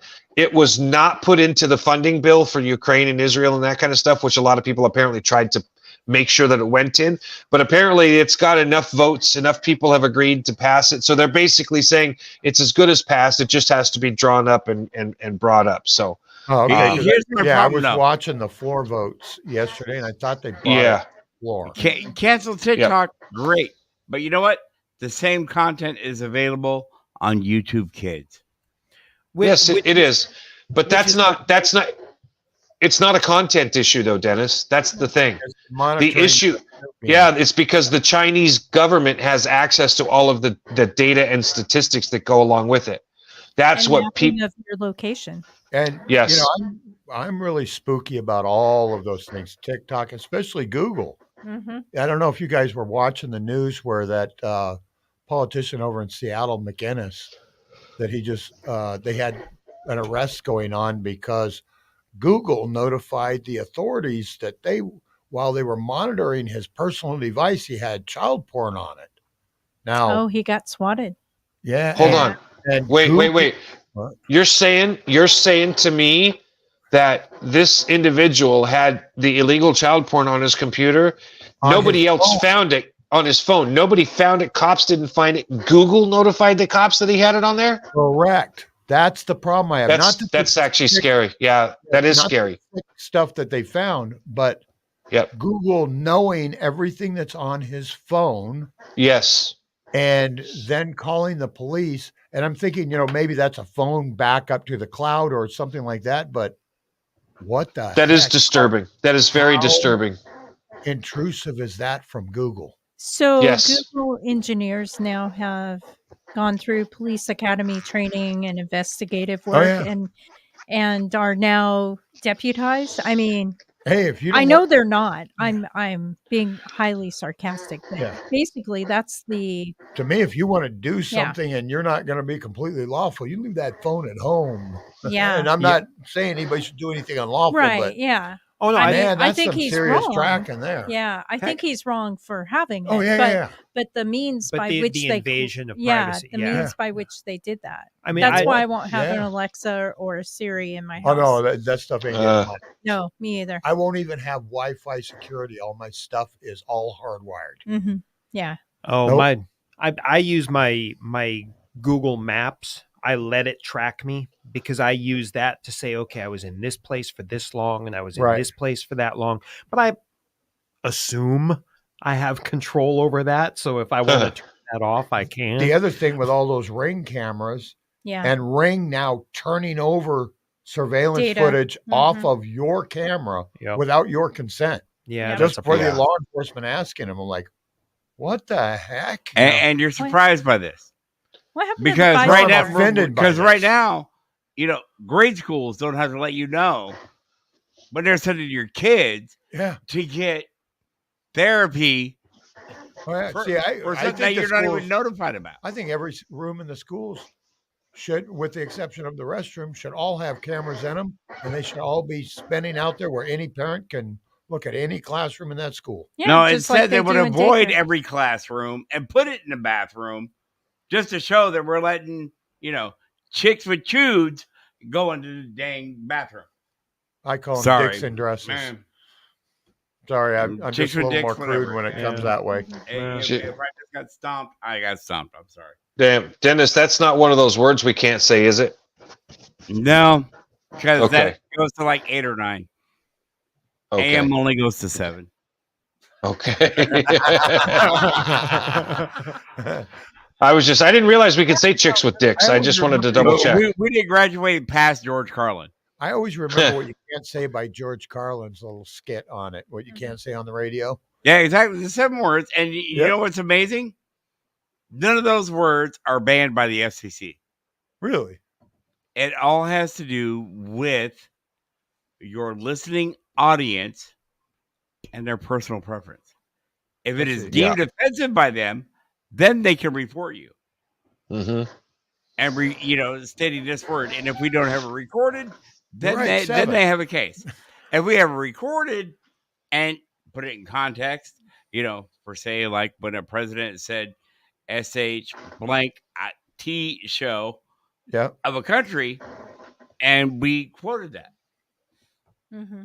So you can use the words if you're quoting something else. So yes, the leader of the country, yes, the leader of the free world, sure. So if somebody's unhappy with me saying the word moist, they can complain. Yes. Yes. Moist could become an FCC violation. Moist. I like moist. It's much better than dry. Because I'm sorry, you know I what? do too. Dry doesn't work. Have you ever had a dry brownie? No. A dry cake? No. That you enjoyed? I'd prefer moist. Yeah. You can cover up the frosting. Then again, have you ever felt I even damp like licking the underwear, damp sheets, a damp carpet that you question in the bathroom? There's a damp carpet in here, I question. Yeah, it's on the walls. Oh my God. Yeah. Yeah. Oh my God. You guys are. Oh, I'm leaving it all. When he shows This up is what early. happens when you take the night off. Dennis shows up. We'll have K-Dog branded as a pedophile by morning. No. Do you guys know that one night? This was way back. This was even before Paul's days. Kevin got moved to the morning show, and I was asked to take over the nighttime show, which was, K-Dog's land. That you didn't mess with a big radio show, and we had to do a remote one night. And we're like trying to come up with content. We're going to the newspaper, just random nothingness. And me and K-Dog get a phone call, which we can't understand. But this guy's talking about, hey, I can see your taillights are on. Your foot's under brake. I know Stop. this story. And we're like, okay, are you in your car? What's going on? And the guy just hangs up. An hour later, we find out he's a security guard at a storage unit. And a Volkswagen, he could see the taillights on. As he approached, he could hear the sounds of AM 1400 KITZ and the show with no name, which was my show at the time. And that's too funny. Then her head came out of his lap. Oh, fun times. Amen, sister. Amen. I'm like, you know what? Me and K-Dog are the closest thing Kitsap County has to Barry White ever. Perfect. Bum, bum, bum, bum, bum, bum, bum, bum, bum, bum, bum. Exactly. But Paul, you're now forever indebted with that music, aren't you? Mm-hmm. Listening to those lesbians have sex on air in the closet, man, was I'll probably take it to the grave with me. When we were looking for stuff for Dennis to do when he was full time. Hey, Paul, we had a fun one when I had my office down there on Callow Avenue. Oh, we're off the air, by the way. Yeah. We're now Facebook only. We're on Facebook only. Just good. went. So Good night. I could tell the story a little more graphic then. Yes, go ahead. So, we were having some problems down on Callow Avenue. It got a little freaky out there at night. Hasn't it always been a little freaky? Well, it was a little more freaky during that time. Oh, okay. We had there were some other businesses around his shop. That's for sure. On my camera, we had all kinds of weird stuff going on. But the funnest one was when we had the cops actually doing walking the sidewalks or whatever walking the beat. Yeah, walking the beat out there just so they could observe things. And we got a cop going down the sidewalk on Callow Avenue, and he hears us, oh, and he's like, oh shit, somebody's in distress. And he goes into this little shop on Callow Avenue. Goes around the security wall out there in front, and come to find out he had rolled into the Alternative Community Educational Society, ACES. And there was a lady that was disrobed, and she was in stocks, and they were teaching a whipping class. Boy, that was amazing to read. I potentially saw that in Tacoma yesterday. When we first heard about it, we got a public records request, this police report. Oh my gosh, it is. I mean, it's like listening or reading a smut novel. And she was in the stocks, and this is what she looked like, and this is an exact description of her. I'm like, oh my God, this guy should get paid for this stuff. He needs to be writing it up and putting it out there on the air at 10 o'clock at night. Did he get a little too into his police report? Oh, did he have fun with that police report? But, the ghost of Callow Avenue. But yeah, fun times. But yeah, I actually had two gay guys having sex on my truck behind my office. Opened up the door and said, could you guys take that down the street? That's my truck. Oh, man. Oh, yeah. You just don't even want to think about what Robert had to wipe off when that was over. Oh, dude, I probably took my truck to the car wash. I was not touching that. I would drive it. There you go. Yep. There you go. There you go, man. Damned. It's going to the car wash. Yeah, fun times. Oh, that visual. All right, folks. Listen, the show's over. You can fucking stay here, but you got to go home. So, anyway. Hey, I'm going home, and it's not like, hey, dog, I'm going home to somebody. Oh. Well, I know K-Dog's out there listening to me. That's soaking in a hot tub right now. That's still listening to the show. I promise you, he's got his phone on. He's listening. That's why I took those couple of shots his direction. I was trying to taunt him into calling us back. Oh, right. Yep. It's time to go home. It's all good, buddy. All right, man. Love you. All right, gentlemen. Ladies and gentlemen, take care. Tschüss, bis später, adios. Good night. Good night. This has been a production of the Outlaw Radio Network.com. You're listening to Mega Talk Radio and the Outlaw Radio Network, Kitsap County's only local radio show.